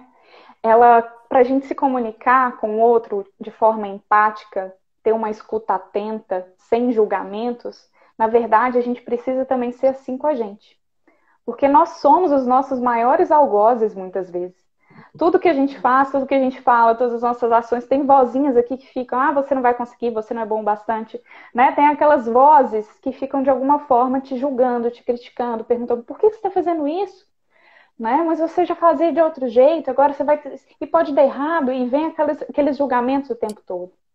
Quando a gente, né, não consegue fazer isso com a gente, ter essa escuta atenta, até mesmo das nossas emoções, ter esse autoconhecimento, como que eu, né, na minha relação com o outro, eu vou conseguir estar aberto para escutar o outro sem julgá-lo, sem buscar respostas prontas, sem fazer o meu pedido, porque muitas vezes dentro daquela conversa pode ser que eu não quero me posicionar naquele momento, que eu preciso pensar. E eu posso nessa conversa falar assim, olha, eu acho que hoje não é o melhor momento para a gente, às vezes, discutir esse assunto. Será que a gente pode discutir num outro dia? Eu preciso pensar melhor sobre isso. Isso também é comunicação não violenta. É sair desse automatismo de que tudo a gente precisa resolver naquela hora. E eu sempre falo que uma boa decisão, ela pode ser tomada agora, mas ela pode ser tomada amanhã também. Então, eu tenho optado muitas vezes por me dar esse tempo e até mesmo para reconhecer as minhas emoções. Às vezes vem em conversa com o meu namorado, ele pergunta, aconteceu alguma coisa comigo, e aí eu fico mais quieta, ele pergunta, mas o que você está sentindo? Eu falo, eu não sei ainda o que eu estou sentindo, eu preciso de um tempo para eu poder entender o que eu estou sentindo. Imagine se eu, sem saber o que eu estou Toda diferença. sentindo, eu vou conversar com ele. Você acha que essa comunicação vai ser não violenta?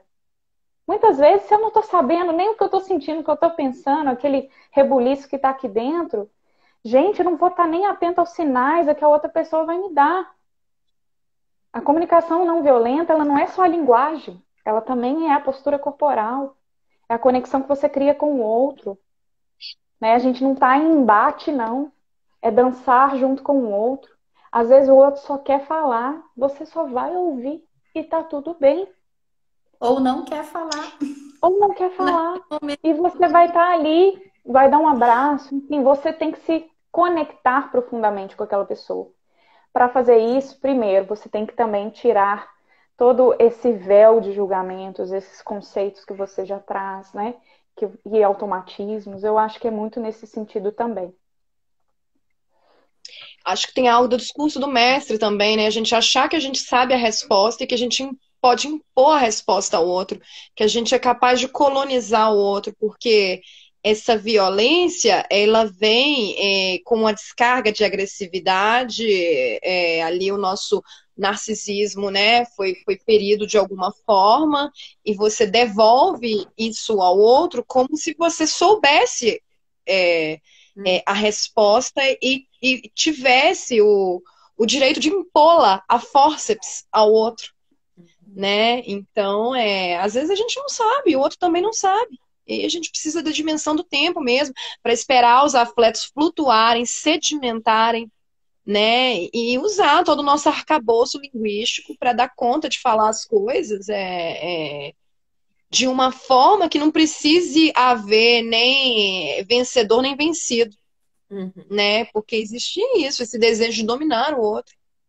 por meio da linguagem. De quem tá certo, né? É o embate, é um jogo. Muitas relações, as conversas acabam sendo quem tá certo, quem é o culpado, quem é o culpado e quem tá certo, né? Tem uma prática. É um tribunal, né? É um tribunal. Tem uma prática que eu gosto de trazer, eu vou trazer porque né, é a prática da escuta, né? Dentro da CNV. As pessoas não estão, infelizmente hoje o mundo corrido não deixa as pessoas escutarem. A gente ouve, blá blá blá, mas escutar é dar a atenção realmente para o que aquela outra pessoa está falando, porque ela quer exteriorizar um ponto de vista, um sentimento, uma emoção dela. E as pessoas não deixam, né? Quando a maioria, né, desses relacionamentos não deixam a outra pessoa falar porque ela já tem a resposta pronta.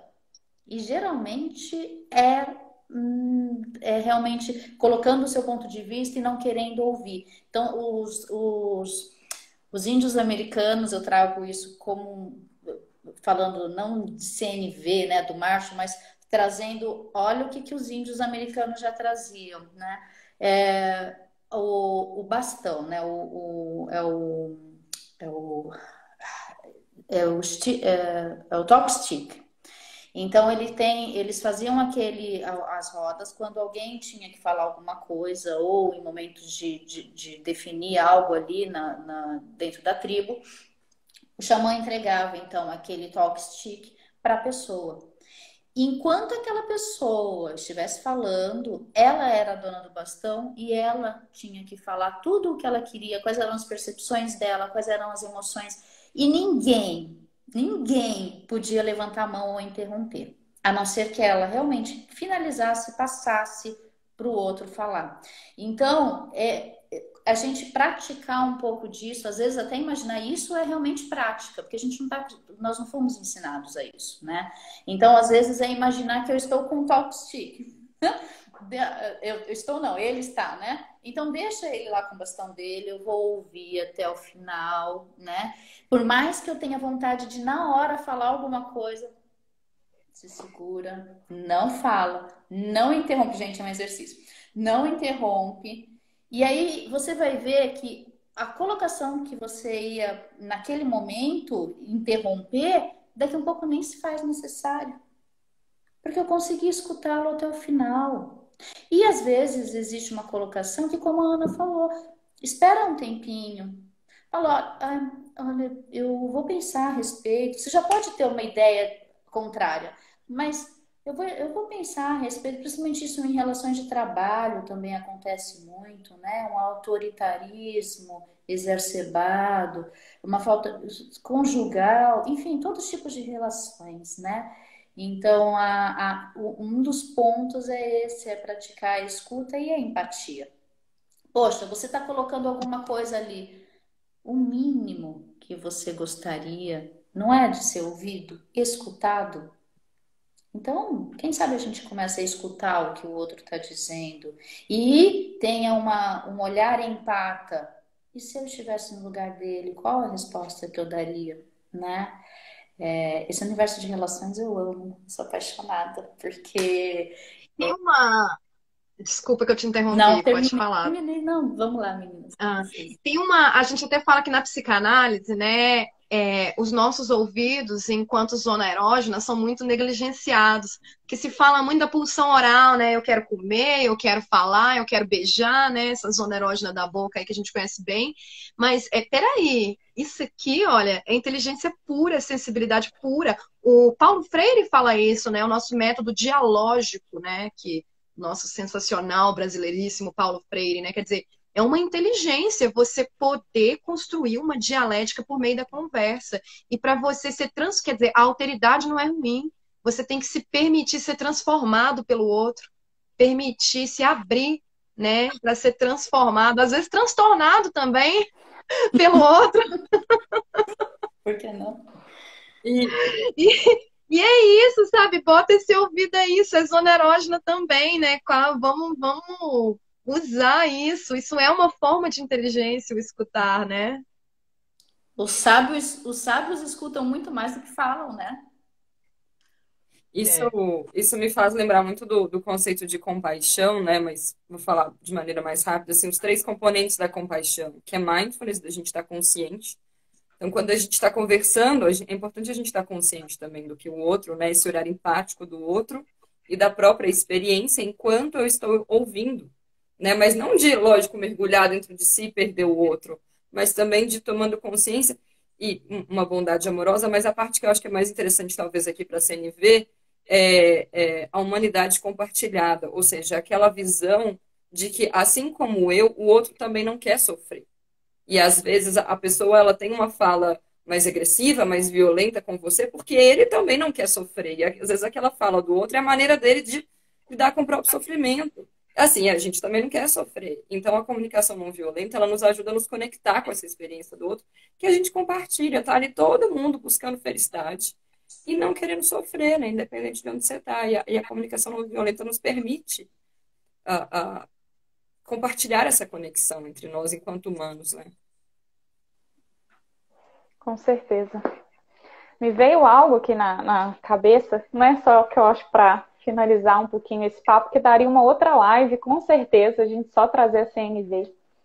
Mas pensando até na nossa evolução biológica mesmo como espécie, né? Quando a gente vê uma pessoa que está à nossa frente, às vezes alterada mesmo, emocionalmente alterada, né? O nosso corpo ele já se contrai, né? Se você perceber isso, a gente já tem uma contração. Ou a gente vai lutar, ou a gente vai fugir, ou a gente vai congelar, né?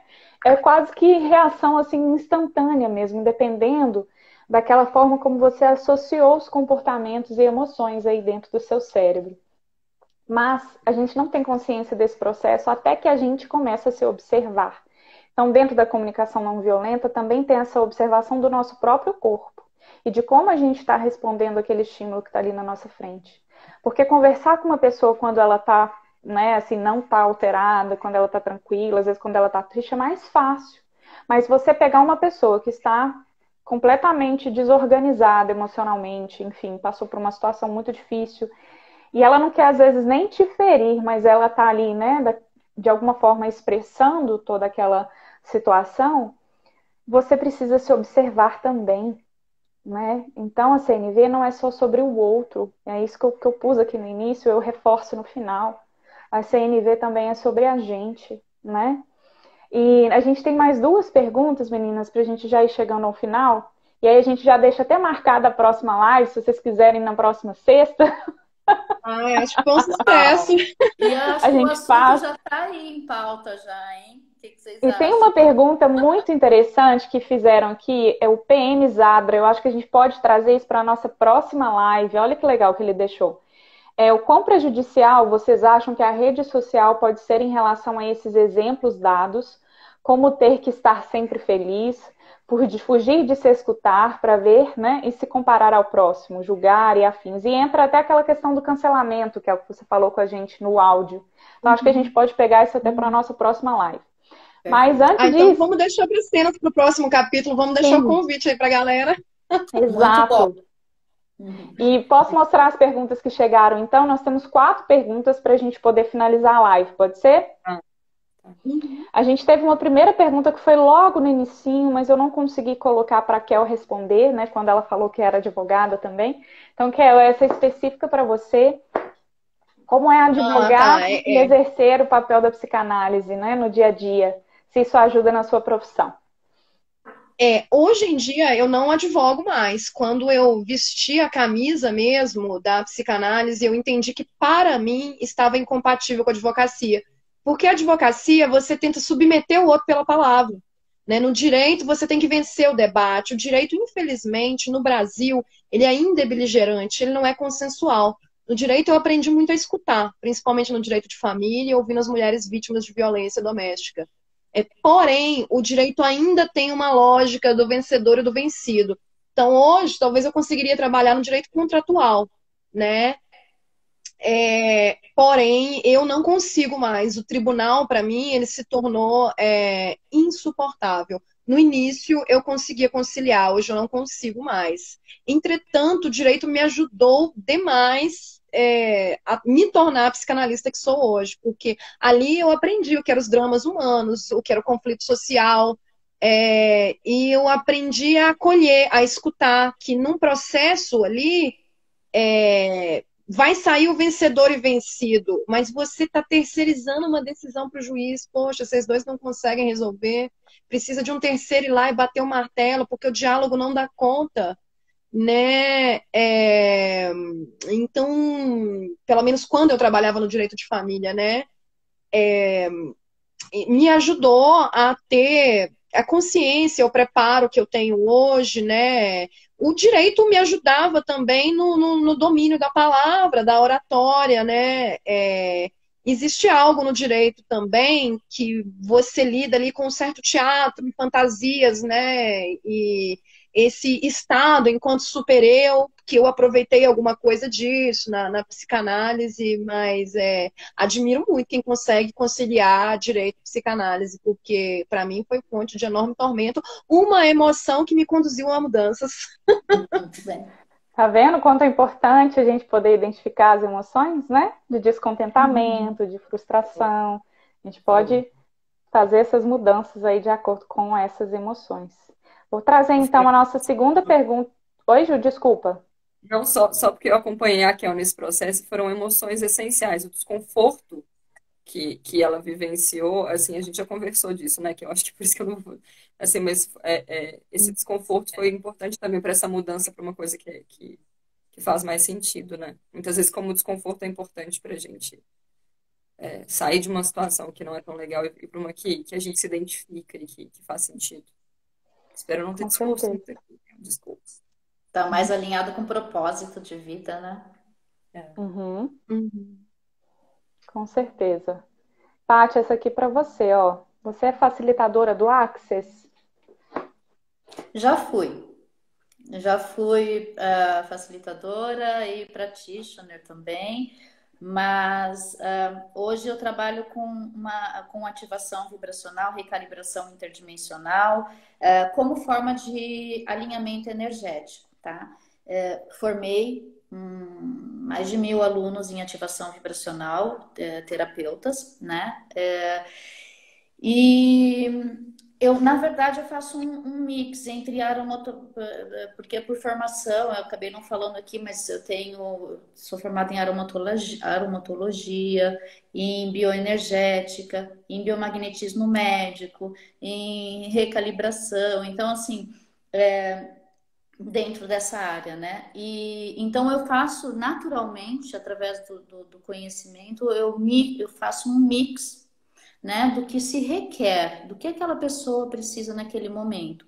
E dentre as ferramentas que eu utilizo bastante meditação, pranayama, processos da Ayurveda também na questão alimentar, não com identificação de doshas, mas a gente integrando outros conhecimentos, então lidando também com esse aspecto de alimentação e nesse campo energético, mas não o Axis só, né? Então Uhum. esse mix assim com esse conhecimento bioenergético.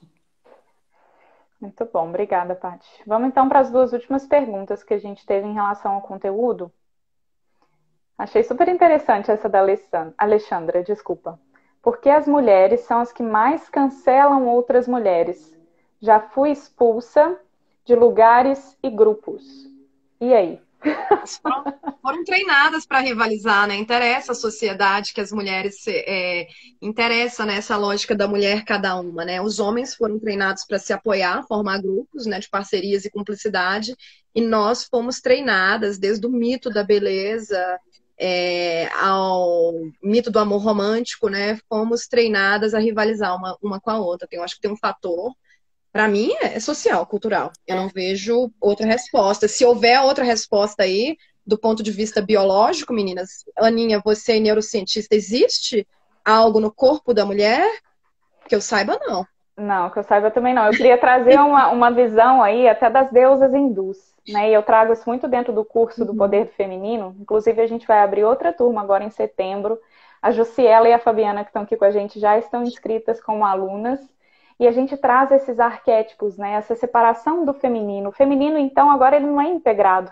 A mulher não pode ser inteligente, bonita, dona do seu corpo, ter a noção dos seus desejos, né? Expressar a sua sexualidade. Não, e aí a gente tem a separação, então, do feminino em diferentes arquétipos. E, por exemplo, a cultura hindu, é claro, a gente tem os arquétipos gregos, que são os mais conhecidos, mas eu vou falar, então, né, das deusas hindus. Nós temos a Sarasvati, que é a deusa do conhecimento, a deusa das artes, da música, e nós temos a Lakshmi, que é a deusa da beleza. A gente tem uma história que uma, né, detesta a existência da outra, no sentido de que elas competem ali, então, pela atenção, né, das pessoas que, na verdade, cultivam aquela deusa. Então, é como se juntas elas não pudessem existir, elas só existem de forma separada. O feminino, então, precisa brigar para reconhecer o seu espaço e não se integrar, né? E o curso do E olha nós aqui provando, né? Exato. Que dá para romper. Olha, a gente está aqui agora, né, provando as 4 deusas brasileiras, mostrando que dá para Nós fazemos para quebrar esse estigma. Nós fazemos parte desse processo de nova terra, de transição, enfim, deu o nome, mas é um novo olhar, né? De uma onda diferente, né? A gente faz parte desse colaborativismo, né? A gente começa a se dar conta que nada, sozinho a gente não transforma nada, né? Então a união ainda mais quando é uma união assim sensacional com pessoas que, né, com esse olhar multidisciplinar, né? Então, mostrando que não existe né, não existe essa questão de competição. Isso foi lá vamos deixar isso lá para a história, né, gente? Porque cada um tem o seu brilho interno, né? Então vamos deixar lá para a história, né, Kelly? Deixa essa história lá para trás e vamos fazer uma história uma ajuda a outra, né? Às vezes uma mulher vai ser mais guerreira, a outra vai ser mais da matemática, a outra da arte. E uma vai ajudando a outra. Eu digo que hoje eu vivo muito mais assim numa economia solidária do feminino, na sororidade, do que no cancelamento entre as mulheres. Então, assim, talvez tenha isso também, né? Procurar a sua turma de mulheres em que uma apoia a outra, né? Tem essa procurar mulheres que têm esse olhar, né? Essa rede de de apoio, se né? E aí ajudarem, a de gente vai construírem quebrando junto. isso. Uhum. Uhum. Como a gente se fortalece, né? Assim, eu acho que essas duas. A Patrícia que eu tô conhecendo agora, eu já tô, assim, admiradíssima, né? Assim, mas a Kelly e a Ana, elas são parte, acho que de quem eu sou, né? Então a gente se fortalece quando a gente entra em contato com pessoas que são diferentes e a gente vai se misturando e vai crescendo todo mundo junto e cada uma tem um, né? Assim, então é incrível como que a gente fica mais forte, mais a gente se amplia quando a gente tem um contato com mulheres, assim, como que a gente se apoia, como que a gente se enxerga, como que a gente se entende e como que a gente aprende, né? Assim, é realmente, assim, ainda bem que esse dividir para conquistar já não tá colando mais, né? Com certeza. Vamos para a nossa última pergunta, então. O Milton trouxe mais uma pergunta super interessante. Ó, seria o descuido das emoções o mal do século? Na saúde e no aumento da violência? O que vocês acham? Eu acho que Acredito que talvez sim.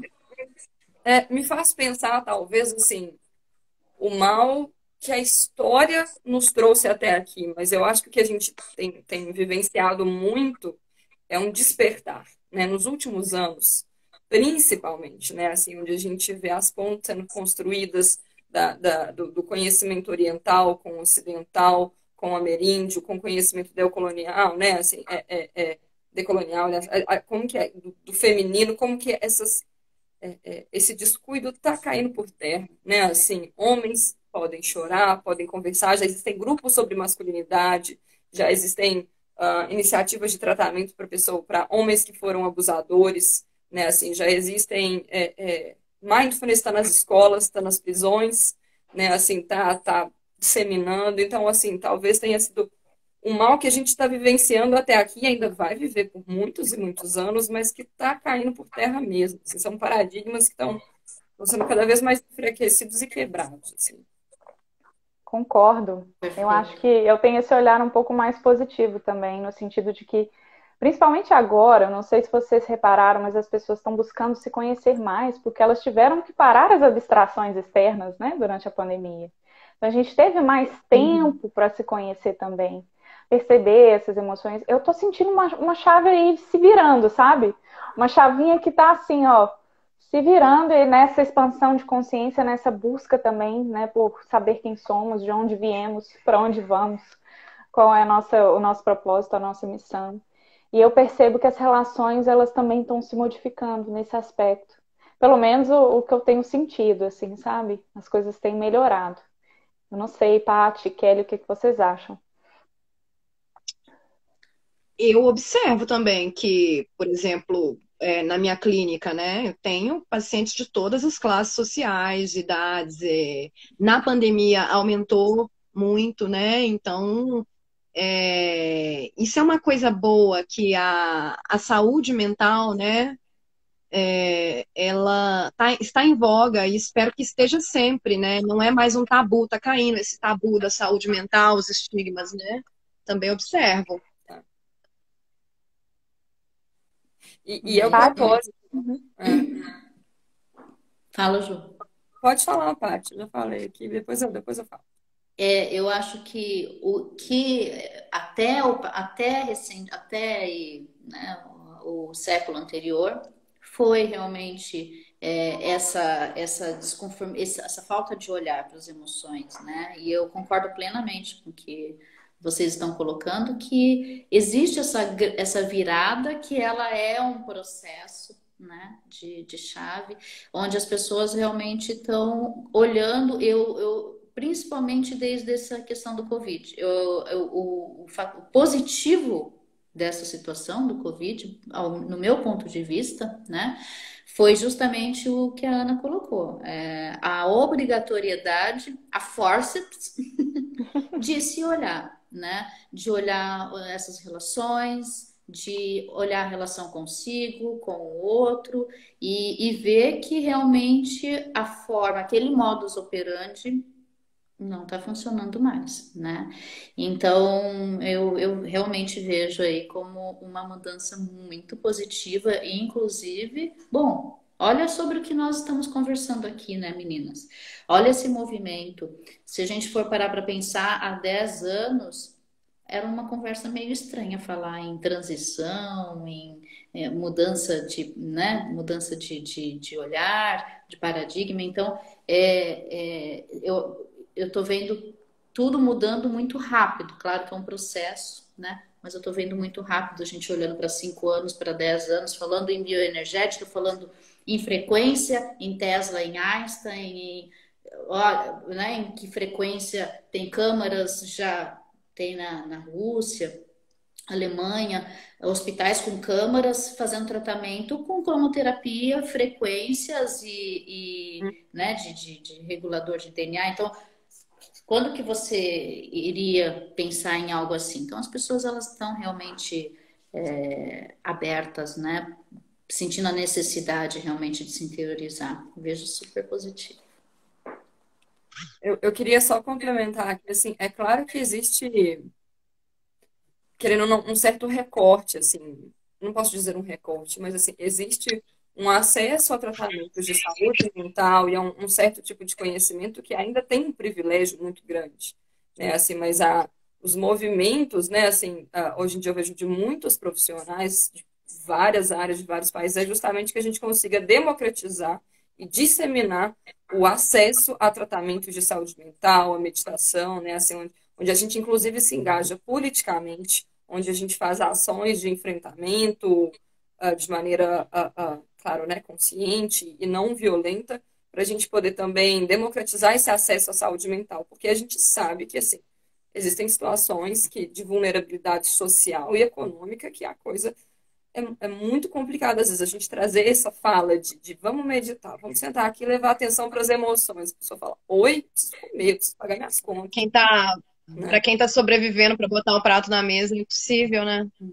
Assim, a gente talvez seja a gente ver o que é possível, né? Assim, para trazer um alívio do sofrimento, para trazer esse processo de responsabilização, como a Patrícia falou, claro que dentro das possibilidades, e onde as pessoas, os profissionais, eles estão se engajando em fazer mudanças, em participar das lutas para ter mudanças sociais, econômicas e políticas, né? Para a gente poder também democratizar o acesso ao cuidado da saúde mental. Seria um outro debate, não é? Com certeza. Quero agradecer a todas vocês, a todo mundo que participou aqui com a gente. Foi uma live, assim, eu nem sei quanto tempo a gente ficou aqui, mas deve ter quase 2 1 hora horas. e 50. 1 hora e Eu 50 queria, Aninha, antes da gente despedir, eu separei aqui, como eu gosto muito, né? E eu acho que quem sempre soube das emoções, muito antes do pessoal da saúde mental, sempre foram os artistas, né? Quando ninguém da ciência queria saber das emoções, a literatura, o teatro, né? Os artistas estavam lá. Então eu trouxe uma poesia aqui de 30 segundos do Fernando Pessoa, Alberto Caeiro, que tem a ver com emoções. Eu vou só ler para vocês rapidinho para a gente encerrar, tá bom? E deixa eu só Deve ser cringe, né? Recitar poesia, mas eu sou cringe. Ô, Kelly, eu posso só Vamos fazer lá. um parênteses, então, antes de você colocar essa poesia linda? Eu preciso agradecer aqui, porque ele estava aqui, eu vi. Eu preciso agradecer o Leandro, do Congresso Holístico Sem Fronteiras, que oportunizou, ele foi o conector, né? Nos conectou, né, Ana? E eu tive, assim, ó, o prazer de conhecer essas duas queridas, essas duas pessoas incríveis que trazem. Realmente, quando a Ana nos apresentou, falou um pouquinho, nossa, né? Tô louca para conhecê-las. Vou te falar uma coisa, Ana. Você foi muito singela quando você falou dessas duas pessoas, tá? Então, é uma gratidão em estar aqui com vocês, em poder de alguma forma ter contribuído e gostaria muito de dar andamento, tá? A tudo isso. Mas eu sou muito grata, já as levo no coração e não vamos desfazer os nossos bastidores. Ele vai ficar lá, o WhatsApp, tá? No grupo. Combinado. Nossa sanga. Gratidão. Gratidão a todos aqui também. Obrigada. Posso ler então, gente? Fernando Pessoa? Alguém Vai mais? que é tua! Vamos lá. Vai que é dele, né? Eu só vou ler. Então, Alberto Caeiro, tá, gente? Eu não tenho filosofia, tenho sentidos. Se falo na natureza, não é porque saiba o que ela é, mas porque quem ama nunca sabe o que ama, nem sabe por que ama, nem o que é amar. Amar é a eterna inocência e a única inocência, não pensar. Maravilhoso, eu adoro Fernando Pessoa. É um dos meus favoritos.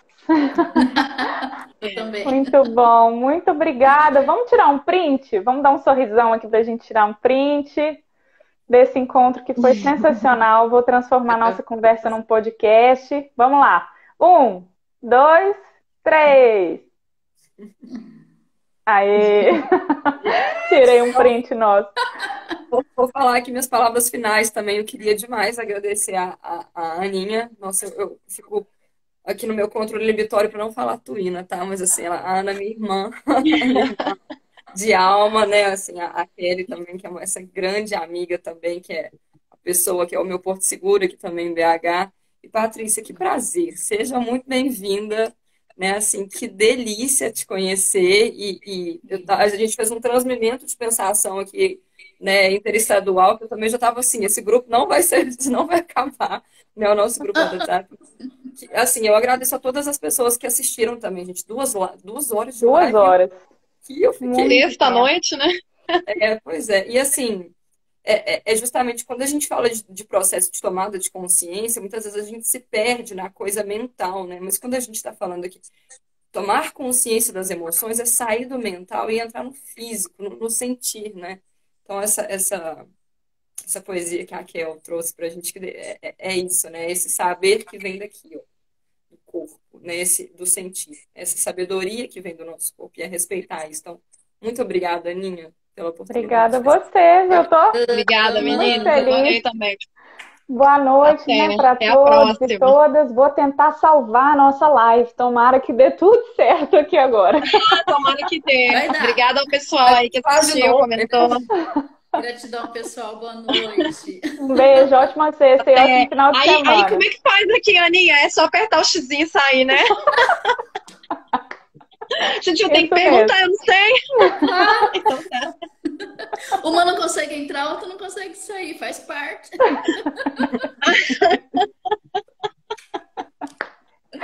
Ai, gente, um beijo. Semana aqui. Gratidão. Até mais, meninas. Até mais. Tchau. Vou salvar aqui. Tchau. Obrigada, gente. Tchau.